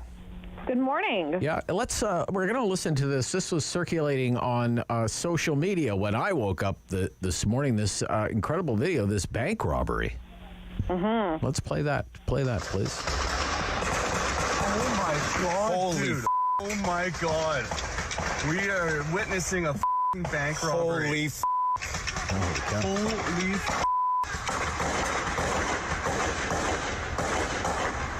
Oh, my All right. What is the latest on the attempted armed bank robbery at the bank in Saanich? Yeah, so what the current situation is that there are some homes and businesses that remain evacuated in the area where this happened. This happened at a Bank of Montreal in a certain area of Saanich, and it's still behind police tape. We're waiting for an update from Saanich Police. Obviously, this is a very dynamic situation. It was absolute chaos yesterday because this shootout between the robbers and the police happened right there on the street, right near a busy parking lot. You know, it's 11 o'clock in the morning. There's a lot of people out. There's a bank, there's a restaurant. So what we're waiting for right now is an update on where the investigation stands right now. And also, there were 6 police officers that were injured in this shootout. And we know a couple of them underwent emergency surgery yesterday. They have some pretty serious injuries. We also need an update on that front in terms of are they okay and what happens moving forward. Okay. The suspects are dead, though, right? Yeah, so we've got 2 suspects. They were both shot and killed by police right there on the street in the parking lot area near the bank. So, you know, that's where that stands. There was word of a 3rd possible suspect, but one was never found. So we just have the 2, and they're both dead. Okay. Did they ever get any money? Did they get away with any money? Did they actually rob the bank? Or? Yeah, no, not that we know of. That was never. I think there was so much. Not drama, but it was such a bizarre scene. We never see something like this happen anywhere in this country, let alone in such a small community on Vancouver Island. But to our knowledge, there was no money actually taken from the bank.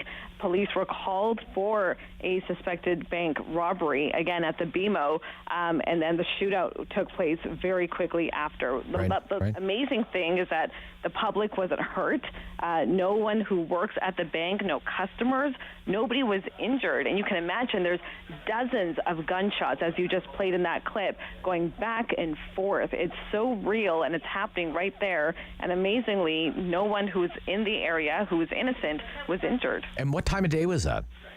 This was 11 o'clock in the morning. Oh my gosh. It's an hour before the lunch hour, and there's a restaurant nearby. You know, people. We spoke to one man who stopped off with a buddy to grab lunch, and he said we were in the parking lot. We were in our car, and an officer came running over and said, "You need to get out of the area right now. Like, you need to hit the gas and you need to get out of here because it's happening right now." And so quickly they moved people out of the area, but by then the shots were already being fired both ways. It's incredible that nobody was hurt, and again, that no officers that we know of have, you know, grave injuries. Obviously 6 are injured, which is awful. They run into these situations often, but just an incredible situation unfolding. Yeah. So that will be what a lot of people will be waiting to hear, the condition of the officers. So absolutely, that'll be the big absolutely. update today. Yeah. Okay. Yeah, because the suspects we know are dead, and any other investigative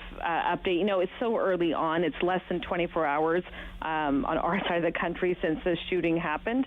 But really, are the officers okay? What are their injuries? Were they all shot? Did something else happen that maybe we didn't get that update yesterday because the situation was so dynamic? So those updates we'll be getting later today. Okay. So that happens at 11 o'clock, and then, 1 o'clock in the afternoon, big bombshell political news from the Premier. Why don't we go through that? What is his reasoning? Why is Premier Horgan not seeking re-election? He's tired. He says he's tired. That's honestly the blunt of what he was getting at. He's battled cancer twice now. He beat cancer a few years ago, and then he just beat it again, throat cancer, the second time around just a few months ago. And he was pretty honest. He was tearful in his announcement, and he said, you know, I've done this twice. He is cancer-free right now, just so everyone knows, which is the good news. But he admits he's tired. It has tapped his energy, and being the premier is a lot of work. You know, it's a busy schedule. He's 62. He'll be 63 later this year, and he just doesn't have another term in him that would take him close to 70. It's time, he said, for him to take a step back. You know, he's been a politician for a long time. He's been in the game for a long time, from an MLA to a party leader to premier, and it's time, he says, to, you know, focus on his family and focus on the rest of his life. Okay. Very successful. When the polls would come out, say ranking the premiers for in terms of popularity, he would always be near the top, if not at the top. What are political observers or watchers saying about John Horgan's keys to political success? Why was he so popular? I mean, I think we can take that messaging away from the fact that there's been nothing but praise for him since this announcement came out yesterday. And I mean that not just from politicians of all stripes. We know that, Alberta's premier came out and they obviously aren't the best of friends. Other premiers came out, the prime minister has made some comments, but just the general public. And the same messaging comes across is that John Horgan was the kind of premier, and still is, where he listens to the people. He listens to the public. When he messes up, it may take a little while, but he will come around to it. He will apologize if needed. He'll make changes if it needs to happen. And we just had an example of that a couple of weeks ago. They announced a nearly $1 billion project at a time when inflation is out of control. People can't afford to, put gas in their car and put food on the table. And he walked it back. He came out publicly and said, "We got it wrong. I messed up. We should have never done this," and that got him a lot of respect. So he's not leaving, you're right, down in the polls and people don't like him. He's leaving at the top of his game, and it sounds like it is the best call for him to make right now.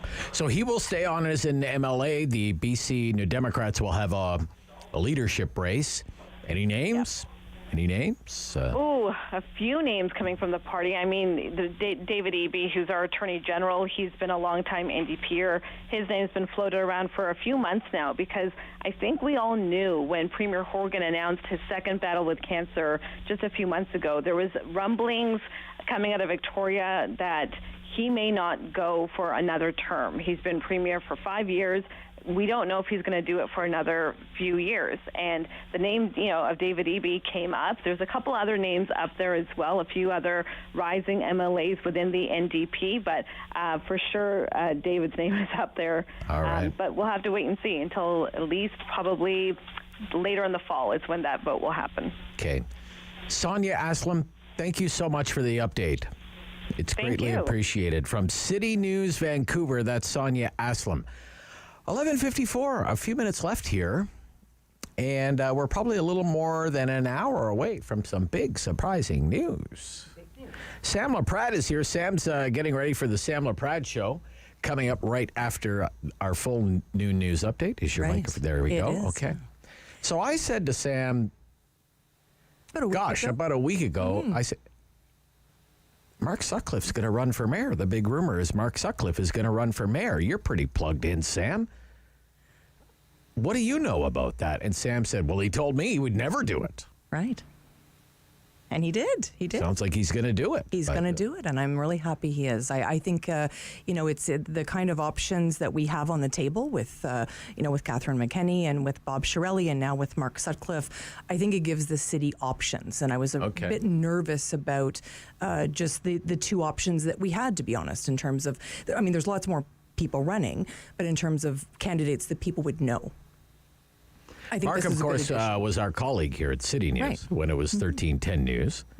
And Mark and I worked at another radio station in town for a long time together, and everybody knows Mark, and he's got 1,000,001 things on the go. He does. He's very busy. Right? Newspaper columns. Author. Broadcasting on CPAC, doing podcasts, writing books, being a dad. He always seems so content and otherwise occupied, and seemed to enjoy being the one interviewing the politicians, not the one being interviewed. So, but I also think, Rob, we're in a different time. I think, and I really believe that when I asked that question, I don't think Mark was trying to mislead me. No. I think in many ways that this city is really looking for a candidate that is more business-oriented than maybe we've seen the other candidates, that has a trusted voice and a fresh voice. I think people are looking for a fresh voice.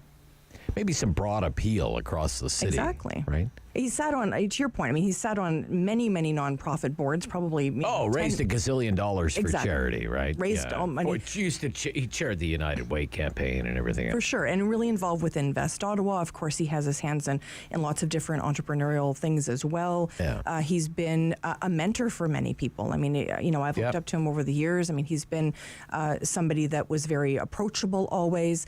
And you mentioned all the things that he has his hands in, and I think that's a good thing in terms of the stamina it needs to be a mayor of this city, right? I mean, there's no two ways about it. We see Mayor Watson all over this city. That's a life commitment. Yeah. Right. That's not a 9-to-5 job. Yeah, it makes the race really interesting. It's a race now. It's a real race now. That is actually what I typed to someone today. Oh, really? Now we have a race. Now we have a race. Yeah. So Walter Robinson, longtime political commentator, used to be the chief of staff to Larry O'Brien for a while. Mayor O'Brien, he's going to be your guest. So 12:30. That'll be great. I actually, when I heard, somebody with a business background, whatever, conservatives, I asked Walter, "Is it you?" And he's like, "No, it's not me." Mm-hmm. I've asked him as well. Yeah, I think we're both texting them. No, 5 but minutes that'll be so. 1 o'clock, he's going to make the announcement. We're have a reporter dispatched to Canada right now. Right. So that'll be a big story this afternoon. Mark Sutcliffe running for mayor of Ottawa. Here are all the. This program is brought to you by Ignite TV.